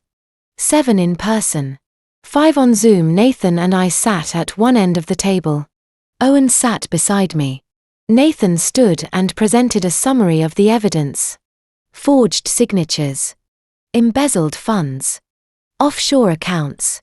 Vanessa's testimony. Miguel's statement. The forensic report when he finished. The room was silent, then Owen stood. He pulled up a slide on the screen. A technical diagram of column B7. My sister's original design specified a W14 by 90 steel beam. Owen said. His voice was steady, controlled. Holden changed it to a W12x65. That's a 32% reduction in load-bearing capacity. One of the board members leaned forward. How do you know Holden made the change? Owen pulled out his phone and projected a photo onto the screen. A handwritten note. Holden's handwriting. Change B7 to 12 *65. Save $47. 000. I photographed this 3 years ago. Owen said. The day after the collapse. I knew something was wrong. I just didn't have proof yet. The room erupted. Board members talked over each other. Someone asked if Owen had more evidence. Someone else asked why he hadn't come forward sooner. Owen waited for them to quiet down. Then he said, my sister's design was safe. Holden's design killed 3 people. And then he framed her for it. The vote was immediate. Motion to remove Holden Bradford as CEO. Unanimous. Motion to restore Delaney Bradford's voting shares and board seat 11-1. Motion to refer all findings to federal authorities. Unanimous. At 4 p.m. I stood in my old office. Now Holden's office. And looked out over the city. Nathan came to stand beside me. Yuri back. Not for long. I said. What? This company is tainted. Holden destroyed its reputation. I'm not going to spend the rest of my life rebuilding something that's already dead. Then what are you going to do? Start over. Transfer control to Owen. He deserves it. He's the one who stayed. He's the one who gathered the evidence. Let him run it. Nathan studied me. And you? I'll design again somewhere new. Somewhere clean. By 6:00 p.m. The news had exploded. Every outlet in the country was running their history. Delaney Bradford exonerated, brother arrested. My phone rang 127 times. I turned it off. I sat in the penthouse and watched the sunset. The city glittered below. It looked the Sammy Ace it had 3 years ago. But I wasn't the same. Nathan poured 2 glasses of wine and handed me one. What's next? I smiled. Tomorrow we take back the house. He raised an eyebrow. The Lake Forest house. It's in my name. Premarital asset. I bought it 10 years ago before I ever met Holden's schemes. My parents moved in when I went to prison. They forgot it was mine. I took a sip of wine. I didn't. 2 moving trucks and Ashraf's SUV pulled up at 2:00 p.m. Tuesday. I stepped out in a black suit. Nathan beside me. Fresh eviction order in hand. I'd imagined this moment every night in prison. The Lake Forest house stood at the end of a long circular driveway. 500 square feet of limestone and glass. Manicured lawn. Fountain in the front yard. The kind of house that said old money even when it wasn't. 2 moving trucks were already parked in the driveway. Deputy Sheriff O'Brien stood in the front steps. Clipboard in hand, neighbors stood on their lawns, phones out filming.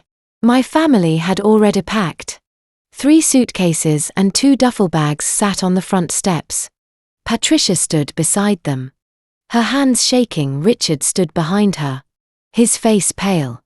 His jaw tight. Vanessa sat on the stone bench near the door, staring at her phone. No one had called Owen yet. Or maybe they had. And he hadn't answered. I got out of the car.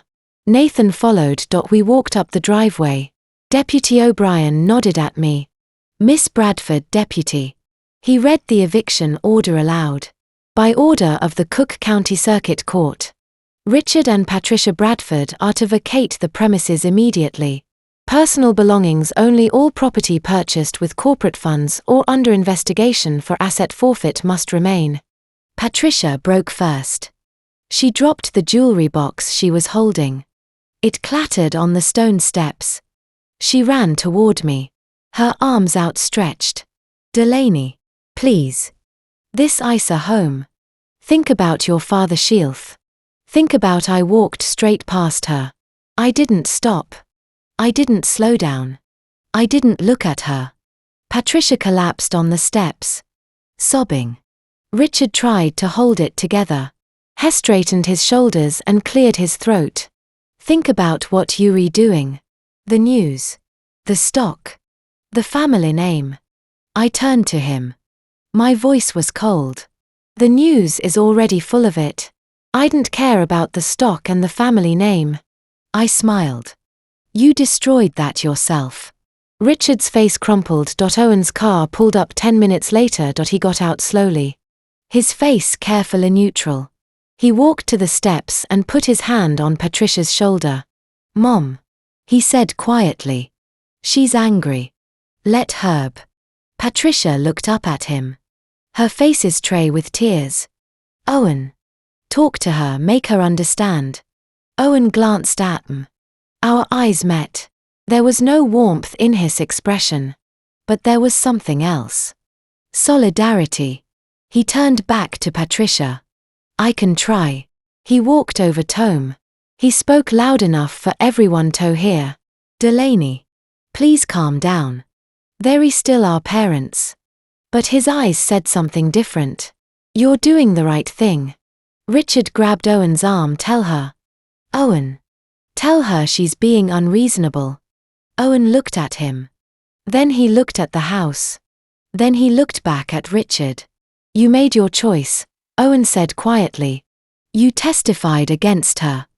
You let Holden frame her. You chose him. He pulled his arm free and walked away. Vanessa stood up. She picked up a suitcase. Just one small in black. And walked to the curb. She pulled out her phone and ordered an Uber. Patricia called after her. Vanessa. Where are you going? Vanessa didn't turn around. Somewhere honest. The Uber arrived 3 minutes later. Vanessa got in and left without looking back. The movers started at 2:30. They walked through the house loading furniture onto the trucks. Sofas. Chairs. Dining table. Gym equipment. Art from the walls.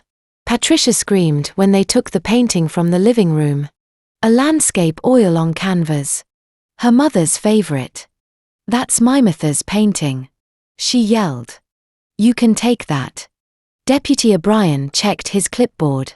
Purchased in 1994 using a Bradford and Associates corporate American Express card. It's subject to set forfeit. But it was a gift. It was purchased with embezzled funds. It stays. Patricia sank onto the steps again. Her face buried in her hands. At 3 p.m. Richard clutched his chest. He staggered, his face going white. He leaned against the door frame. Breathing hard. I stopped. For the first time since I'd arrived. I hesitated. Deputy O'Brien stepped forward. Sir. Are you okay? Richard waved him off. I'm fine. It's just, he looked at me. His eyes were wet. It's just what it feels like to be betrayed by your daughter. I stared at him. For a moment. I saw him the way I used to. My father. The man who taught me to draft blueprints. The man who told me I could be anything. And then I remembered. I remembered Hyman, the witness stand, saying I was reckless. I remembered him telling the jury I'd ignored his warnings. I remembered him choosing Holden over me. My face hardened. You chose this. I said. I turned and walked back to the house. Behind me, I heard Deputy O'Brien calling an ambulance. I heard Patricia crying. I heard Richard saying he was fine. He didn't need help. He just needed his daughter to stop destroying the family. I didn't look back. By 3:30 p.m. The trucks were loaded. 3 suitcases. 2 duffel bags. That's all they had left. Patricia stood outside the gate. Her coat pulled tight against the cold. She called a taxi. Richard stood beside her. Silent. Staring at the ground. The news vans filmed everything. Dr. Morrison from next door held up his phone. Mrs. Davis stood on her porch. Arms crossed. Watching. The electronic gate closed with a soft final click. I stood in the empty house. The walls were bare. The floors were scuffed where the movers had dragged furniture. The air still smelled faintly of my mother's perfume. Owen came to stand beside me. You okay? I nodded. He squeezed my hand. You did the right thing. I didn't answer. Owen left a few minutes later. He had to get back to the office. He was running Bradford and Associates now. The board had voted him in as interim CEO. I stood alone in the foyer. I walked to the wall where the family photos used to hang. Graduation pictures. Holiday photos. The 5 of us smiling. Pretending we were happy. I took down the last one. My college graduation. And turned it face down against the wall, through the window. I watched the taxi pull up. I watched my parents get in. I watched it drive away. One tear slipped down my cheek. I wiped it away immediately. This is what justice looks like. I said quietly. It doesn't feel like I thought it would. The headline. The next morning. Bradford family evicted from estate. 6 months ago. That would have felt like victory. Now it just felt empty. The trial started in 2 weeks. That's when it would truly end. United States versus Holden Bradford. Federal court. 6 weeks to write 3 years of lies. I sat in the front row every day. I wanted him to see my face. The first trial took my freedom. This one would take his. The Dirksen Federal Building courtroom 255. Floor to ceiling wood paneling. High ceilings. American flag behind the judge's bench. The kind of courtroom where federal cases were won and lost. The gallery was packed. Media in the back rows. Victim families in the front. Public observers standing along the walls. Nathan sat beside me, a legal pad in his lap. Judge Walter Harrison presided. 61-year-old, silver hair, a reputation for fairness. He'd signed the emergency freeze order back in January. Now he was overseeing the trial that would determine whether Holden Bradford spent the next 25 years in prison. Federal prosecutor Jennifer Walsh stood at the prosecution table. The same woman who'd prosecuted me 3 years ago. The same woman who'd convinced a jury I was guilty. Now she was on my side. The irony wasn't lost on me. Holden sat at the defense table in a grey suit. His face pale. His hands folded. His lawyer, Marcus Reed, was 52. Expensive and experienced. But he had a losing hand. And he knew it. The first week was jury selection. It took 3 days to seat 12 jurors. And 4 alternates. I took notes on each one. An architect. A teacher. A retired firefighter. An accountant. A social worker. The defense tried to strike every architect and engineer from the pool. The judge didn't allow it. On day 4. Opening statements began. Jennifer Walsh stood and faced the jury. This is a case about greed disguised as family loyalty, she said.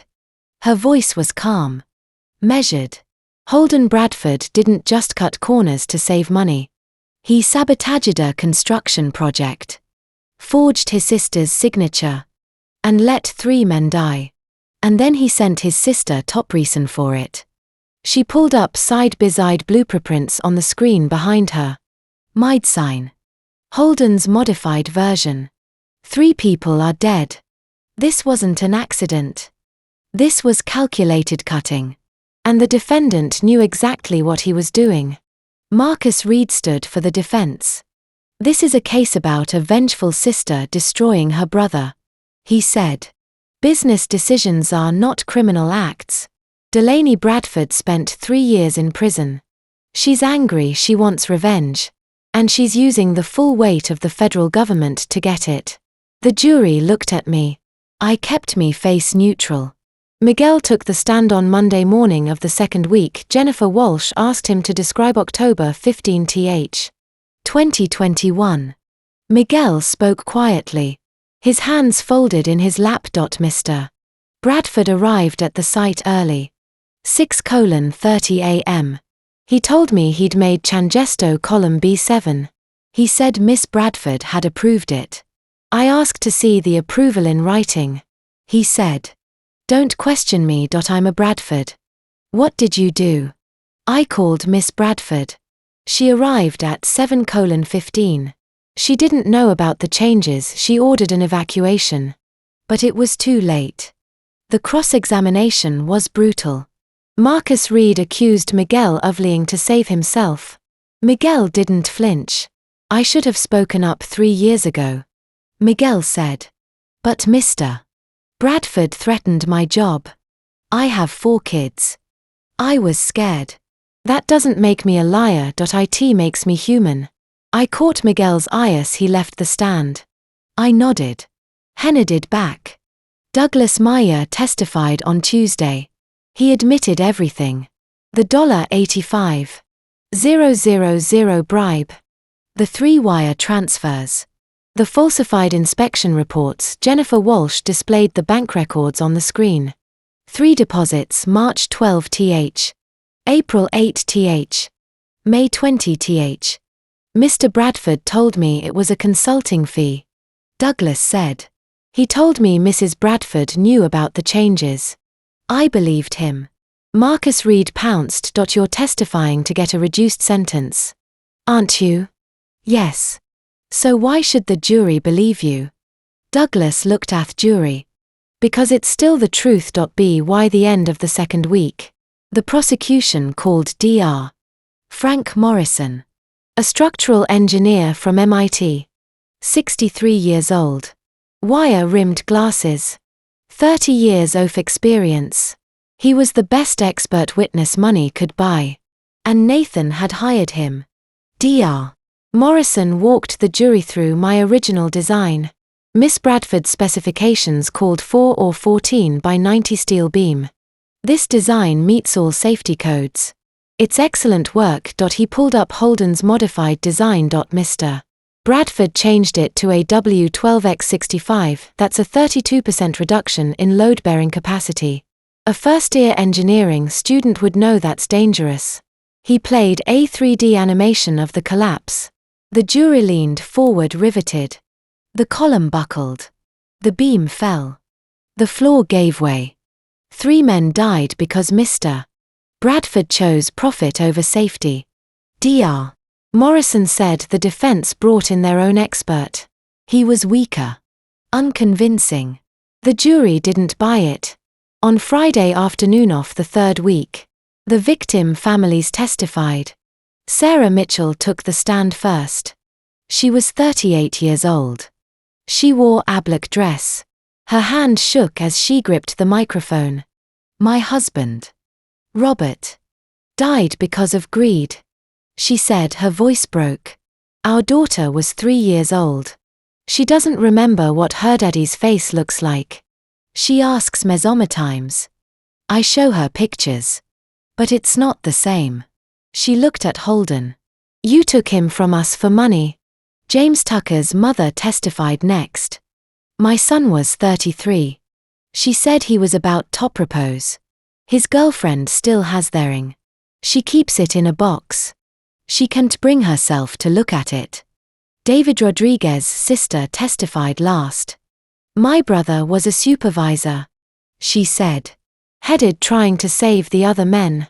He wasn't even supposed to be there that day. He came in early because he cared." The courtroom was silent. Holden stared at the table. He didn't look up. He didn't meet their eyes. I cried quietly. It was the first time anyone had seen Mekri since the trial began. Nathan handed me a tissue. I wiped my eyes and kept watching. Week 4 was Vanessa. Week 5. Owen would present the technical evidence. But week 5 was what I was waiting for. Week 5. Holden would take the stand. Finally, I'd get to hear him explain how he justified 3 lives. Week 4. Vanessa Bradford took the stand.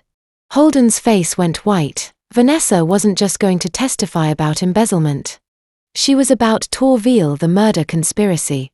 Every word she spoke buried him deeper. Vanessa took the stand on Monday morning of week 4. She wore a plain grey dress. No makeup. Her hair pulled back in a ponytail. She didn't look at Holden. She looked at the jury. Jennifer Walsh stood. Miss Bradford. What was your role in this conspiracy? Vanessa's voice was steady. I helped my husband embezzle $19.7 million. I forged contractor invoices. I falsified financial records and I helped frame my sister-in-law. Walsh displayed the emails on the screen. 156 of them. Vanessa walked the jury through each step of the plan. The offshore accounts. The shell companies in the Cayman Islands. The fabricated paper trail. Then Walsh pulled up an email dated 2 months before the collapse. From Vanessa Bradford to Holden Bradford. Subject: problem. We need to get rid of Delaney. She'll never give up control. She's too stubborn. We need another option. Holden's reply. Working in it. Trust me. The courtroom went silent. Marcus Reed stood for cross-examination. You're testifying to save yourself. Aren't you? Yes. You discovered your husband was cheating. This is revenge. Isn't it? Vanessa looked at him both. But it doesn't make the truth less true. The jury believed her. Owen testified on Tuesday of week 5. He wore a dark suit. His hands were steady as he was sworn in. But I could see the tension in his jaw. Jennifer Walsh asked him to walk through the technical evidence. The blueprint modifications. The steel beam specifications. Owen explained it all clearly. Methodically. And then Walsh asked, when did you first suspect your brother? Owen paused. 3 weeks before the collapse. Why? Owen pulled out a document. I found Holden's calendar. He'd scheduled a site inspection for 7:30 a.m. on October 15 th. 2021.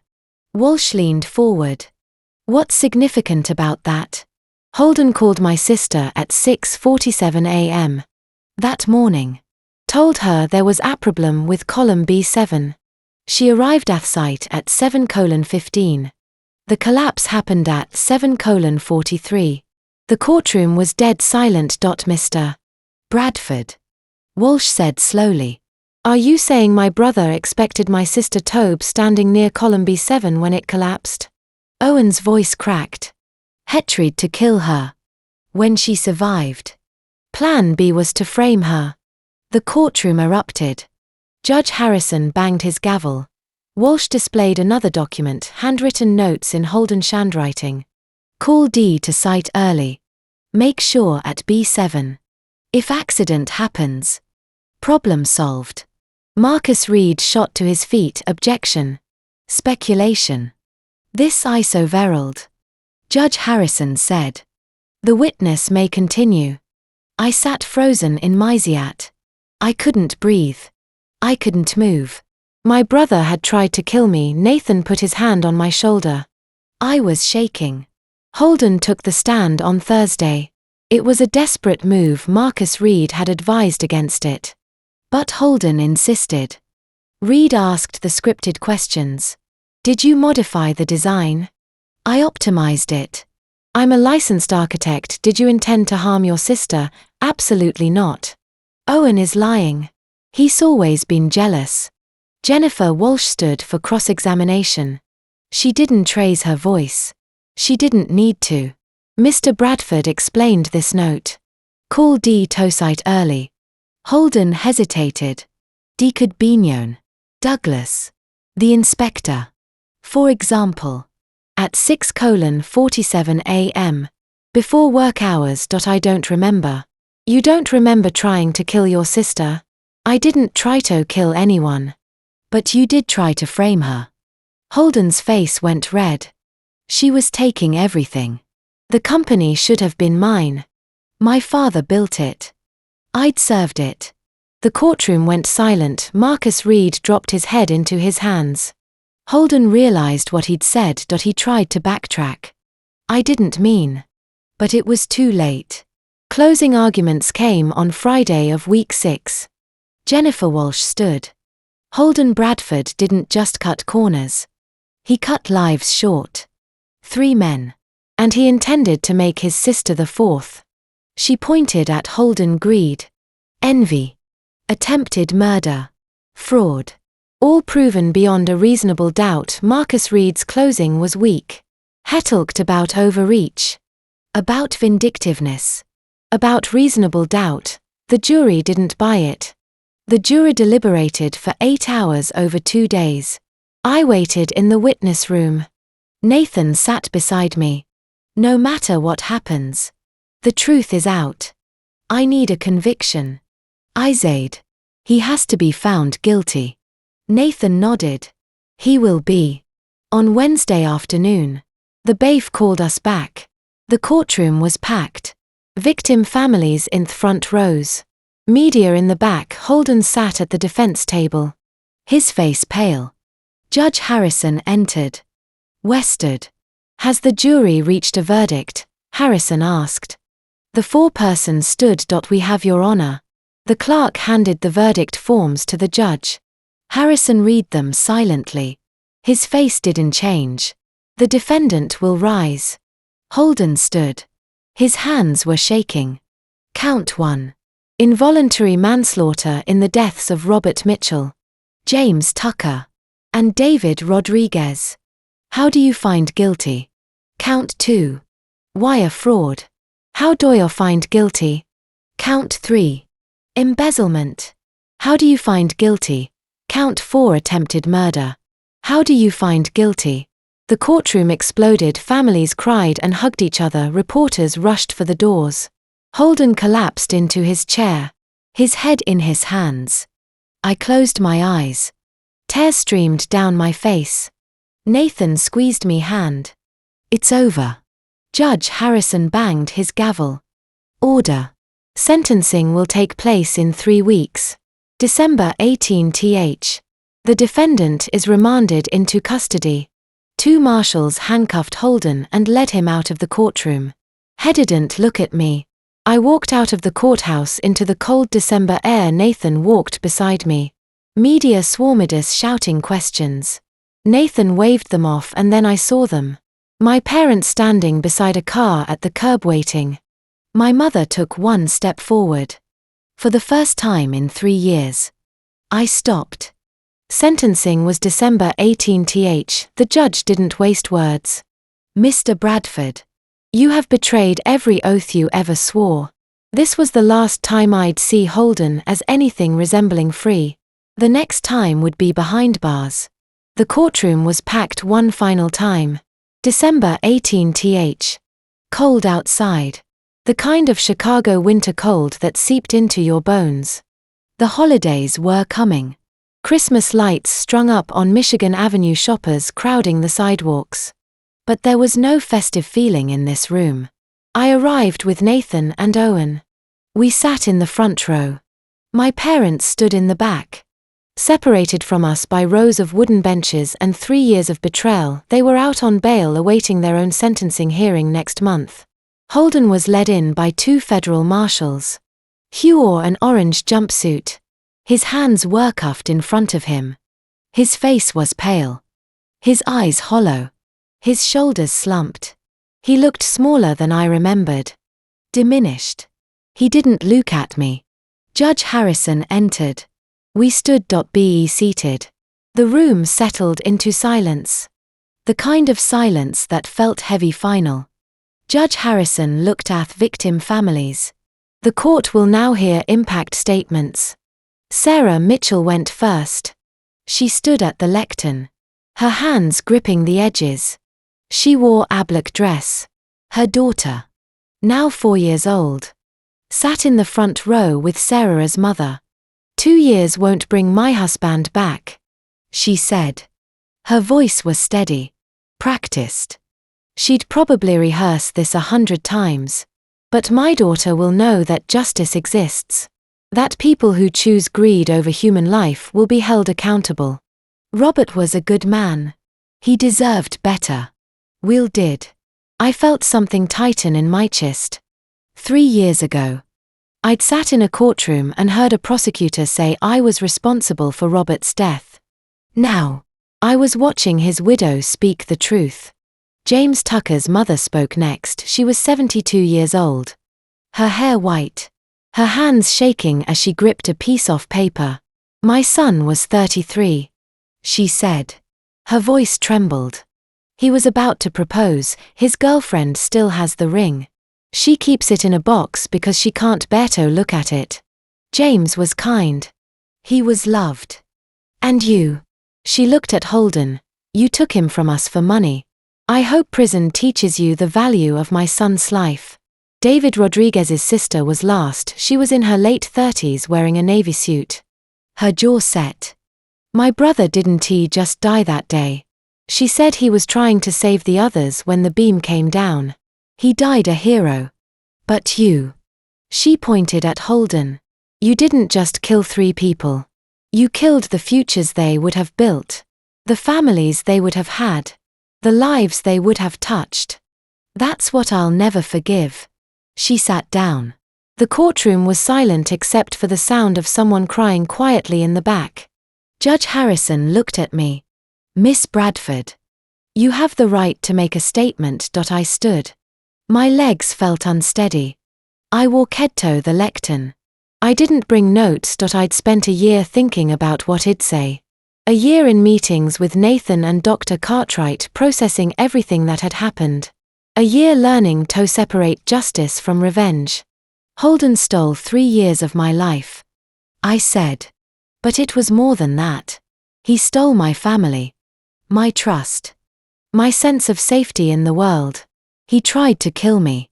And when that failed, he sent me to prison for crimes he committed. I looked at Holden. He stared at the table. His lawyer, Marcus Reed, sat beside him, looking exhausted.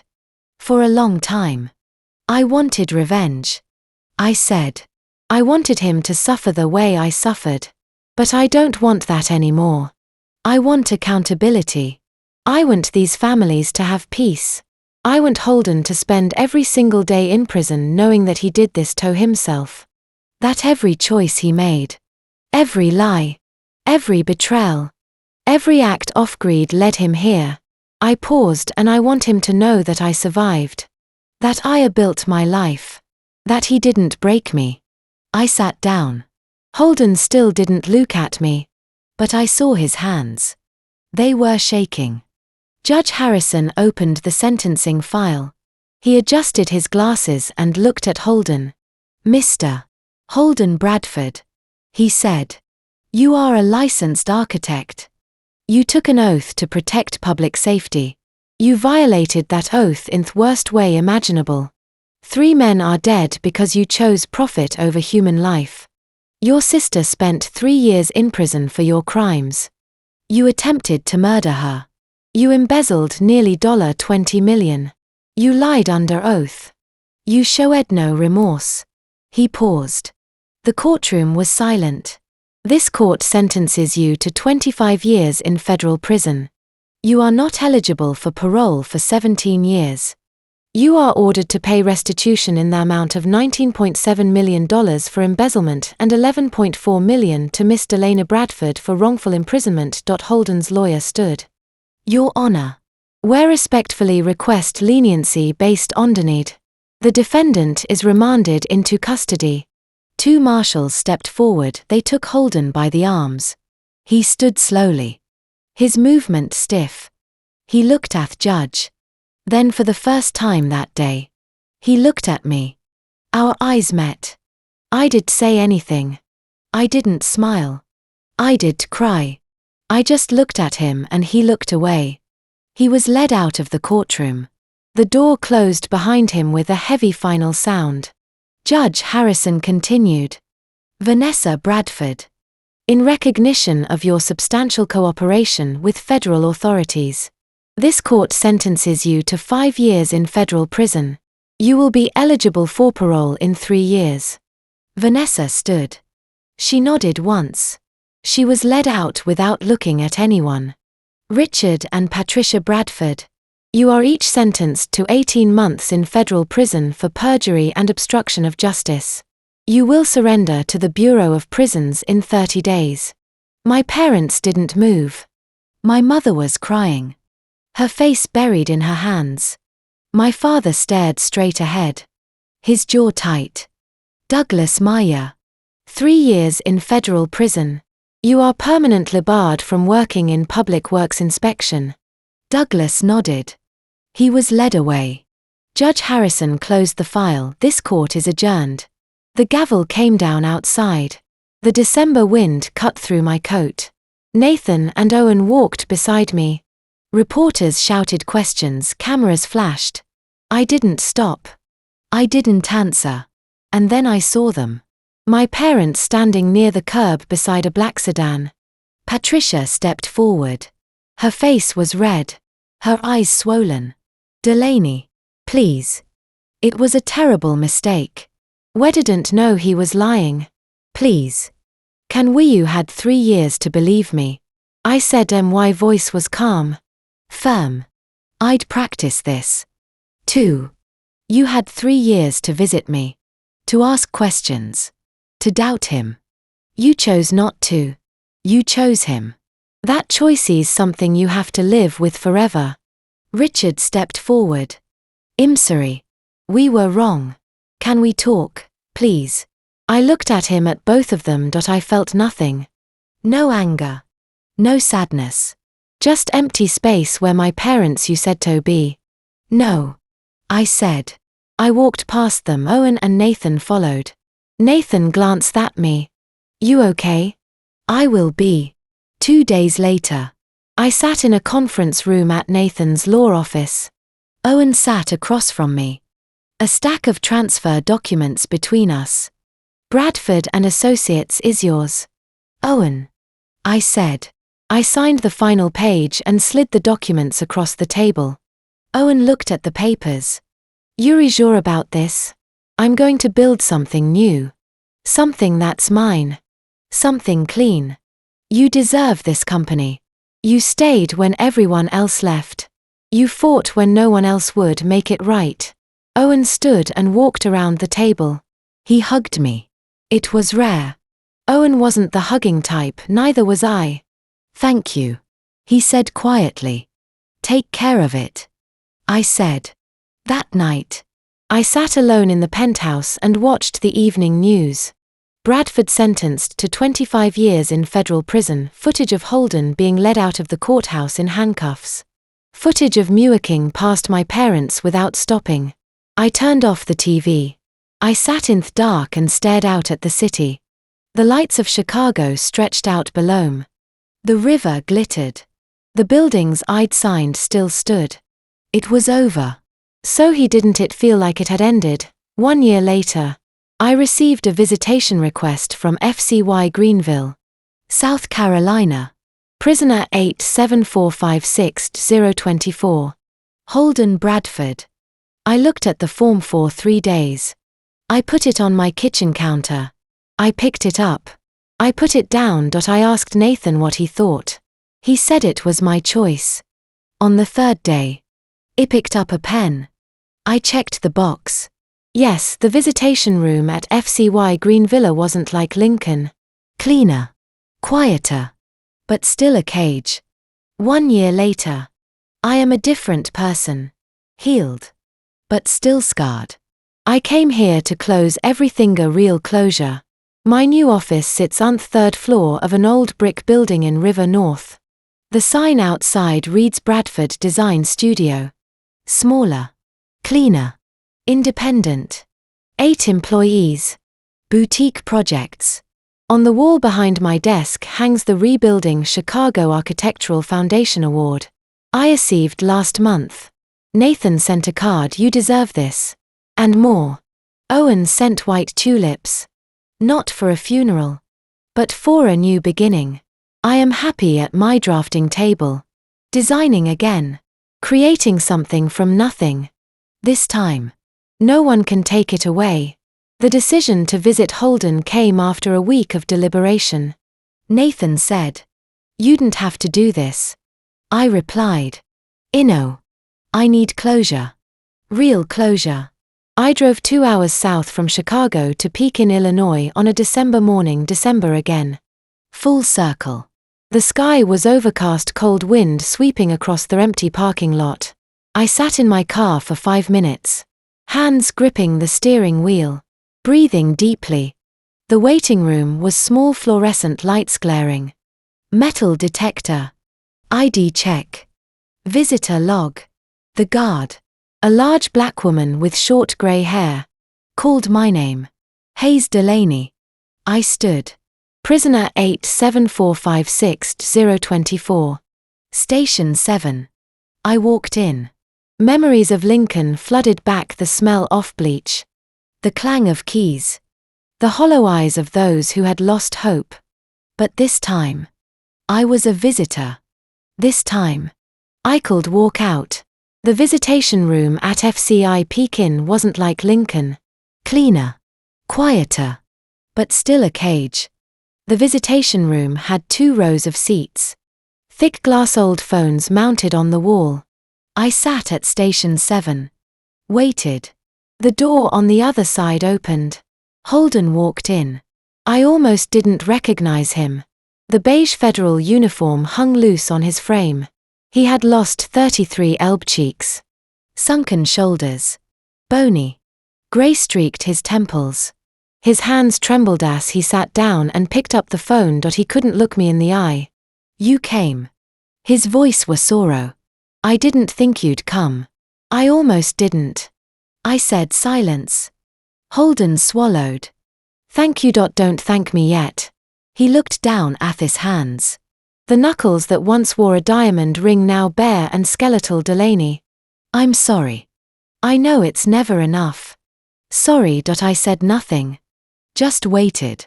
"I've had ire to think. Really think." He inhaled shakily. "I was jealous. Since we were kids. You were always smarter. More talented. Dad wanted a son who could lead. But you were better. I couldn't accept it. Mom and Dad's expectations broke something in me." His voice cracked. "That's not an excuse. I killed 3 people. I tried to kill you. Hecrid. I destroyed our family. I'd strayed you. I'm not asking for forgiveness. I just need you to hear it. I'm sorry. Truly sorry." I sat in silence for a long time. Watching him cry. Watching the glass between us. I did feel pity. Didn't feel anger. Just empty. "Holden," I said. Voice calm. "I came to tell you one thing." He looked up. Eyes red. "There will be no forgiveness. Not now. Not ever. Hefros. You didn't just take 3 years. I continued. You took my ability to have children." Holden looked up stunned. "What?" "Stress trauma, doctors confirm it. Prison destroyed that possibility." I stared into his eyes. "You took my family. My company. My freedom. My future. You did it while looking me in the eye and smiling." Holden shook his head. Tears falling. I didn't know. I did. "I'm not forgiving you." I cut him off. "Forgiveness is for people who make mistakes. You made choices. Calculated, deliberate choices. You chose greed over integrity. Power over family. Ego over 3 human lives." I leaned forward. Voice cold as ice. "Choices have consequences. 25 years here is your consequence. Never forgiving you, Ismin." He looked at me like I was a stranger. "Do you hate me?" I consider it. Then spoke honestly. "No. I don't hate you anymore. Hate requires care. I don't care about you anymore. You're a stranger who happens to share my DNA. That's all." I paused. The brother I thought I had never existed. He exhaled, trembling. "Mom and Dad ask about you in every letter." I smiled coldly. "Let me be clear. Richard and Patricia Bradford are no longer my parents. I legally changed me name 6 months ago. I'm Delaney Hayes now. My mother's maiden name is stopped. The Bradford family ends with you in prison. Owen keeps the company name for business continuity. That's the only Bradford legacy left. I stood goodbye. Holden. This is the last time you speak. Wait. He stood abruptly, pressing the phone to his ear. Are you happy? I considered it. I'm building something new. Clean. Mind built on truth instead of lies. So. Yes. I'm getting there. He nodded. Tears streaming. I'm glad you deserve to be happy. I know. I said. Then I hung up. Holden pressed his palm against the glass, mouth open. I didn't hesitate. Walked straight out. The guard held the door. Will you be back? Never. I said. Driving back to Chicago. My phone rang. Owen. How did it go? He asked gently. Exactly as I needed. He was quiet for a moment. Bradford and Associates just closed the Millennium Tower contract. $180 million. Biggest yet. I smiled. You did it. Owen. I'm proud of you. Me. Too. He said. My life now looks like this. Bradford Design Studio. 8 employees. Boutique projects. Private homes. Small shops. Small offices. No skyscrapers. No pressure. No heavy Bradford name on misholders. Recently, we designed a low-income housing project on the south side Pilsen where Miguel Santos lived. The project honors the 3 men who died because of Holden's greed. Robert James David. That's how I give back. I'm dating Daniel, a structural engineer I met at a conference last month. He's kind. Patient. Not rushing. We haven't talked about the future. But maybe that's okay. I go to therapy every week. Dr. Mitchell says I've made great progress. She asked how I felt about seeing Holden today. I said relieved. I didn't contact my parents. They tried twice through Owen. I declined both. Some bridges stay burned. Owen visits once a month. We have dinner. Laugh, talk about design. He doesn't ask about family. He understands. People ask if I regret not forgiving. They say forgiveness is for yourself, not them, but I disagree. Refusing forgiveness is self-protection. It's declaring what you did is unforgivable. It's choosing to protect what's left of me. Some wounds don't heal. They scar. Some debts can't be repaid. And some people never deserve forgiveness. Tonight, I sit at me drafting table. New project community center in Pilsen. A place for children. Families. Those who need safe shelter. I want it flooded with light. I want it to be a place of hope. Working late. The city lights twinkling outside my window. The Chicago skyline stretches out. Shimmering like a galaxy. My phone rings. Owen. Just checking. You okay? I'm okay. Really? Okay. Good. Love you, love you. 2. Hang up. Back to drawing. The camera pulls away. Chicago skyline. Me drawing a woman once destroyed. Now rebuilding herself one line at a time. Some losses are permanent. Some decisions define us forever. But survival. Real survival means deciding who gets to stay in your life and who doesn't, and living with that decision without apologizing to anyone. And to you listening to this story, remember this: family betrayal cuts deeper than any stranger's knife. I learned that the hard way. 3 times I prayed to God in that prison cell. Once on day 1. Crying into my pillow. Once on day 547 when I thought I couldn't take another breath. And once on day 194 asking not for rescue but for strength. God didn't answer with miracles. He answered by giving me the will to survive. Family revenge is a double-edged sword. I got me justice. Holden is behind bars. My parents lost everything. But the cost: I lost the family I thought I had. Was it worth it? Yes. Because the truth mattered more than the lie of family loyalty. Here's my advice. Don't be like me. Don't wait 3 years in silence. Don't let betrayal fester. Speak up early. Set boundaries hard. Walk away from people who choose greed over integrity, even if they share your blood. Forgiveness is optional. Self-protection is not. I spent 95 days planning family revenge because I had nothing else. You don't have to. Learn from my mistakes. Trust slowly. Verify always. And never let anyone, family or not, steal your voice. One more thing. Family betrayal taught me that family isn't DNA. It's loyalty. It's Owen who risked everything. It's Rosa who had my back. It's Nathan who believed me when no one else did. Build your family from people who choose you every day. If this story moved you, if it made you think about your own boundaries, your own family, your own fight, leave a comment below. Tell me, would you forgive or would you walk away? Share this story with someone who needs to hear it. And if you want more raw, real, powerful stories about survival, justice, and second chances, subscribe to this channel. Hit that notification bell because the next story, it's even bigger. Thank you for staying until the end. I know this was heavy. I know it was long. But you stuck with me. That means something. A word of caution before we go. The stories ahead contain fictionalized elements crafted for educational and reflective purposes. If intense themes of betrayal, legal battles, or family conflict aren't for you, feel free to explore other content that better suits your needs. Take care of yourself first.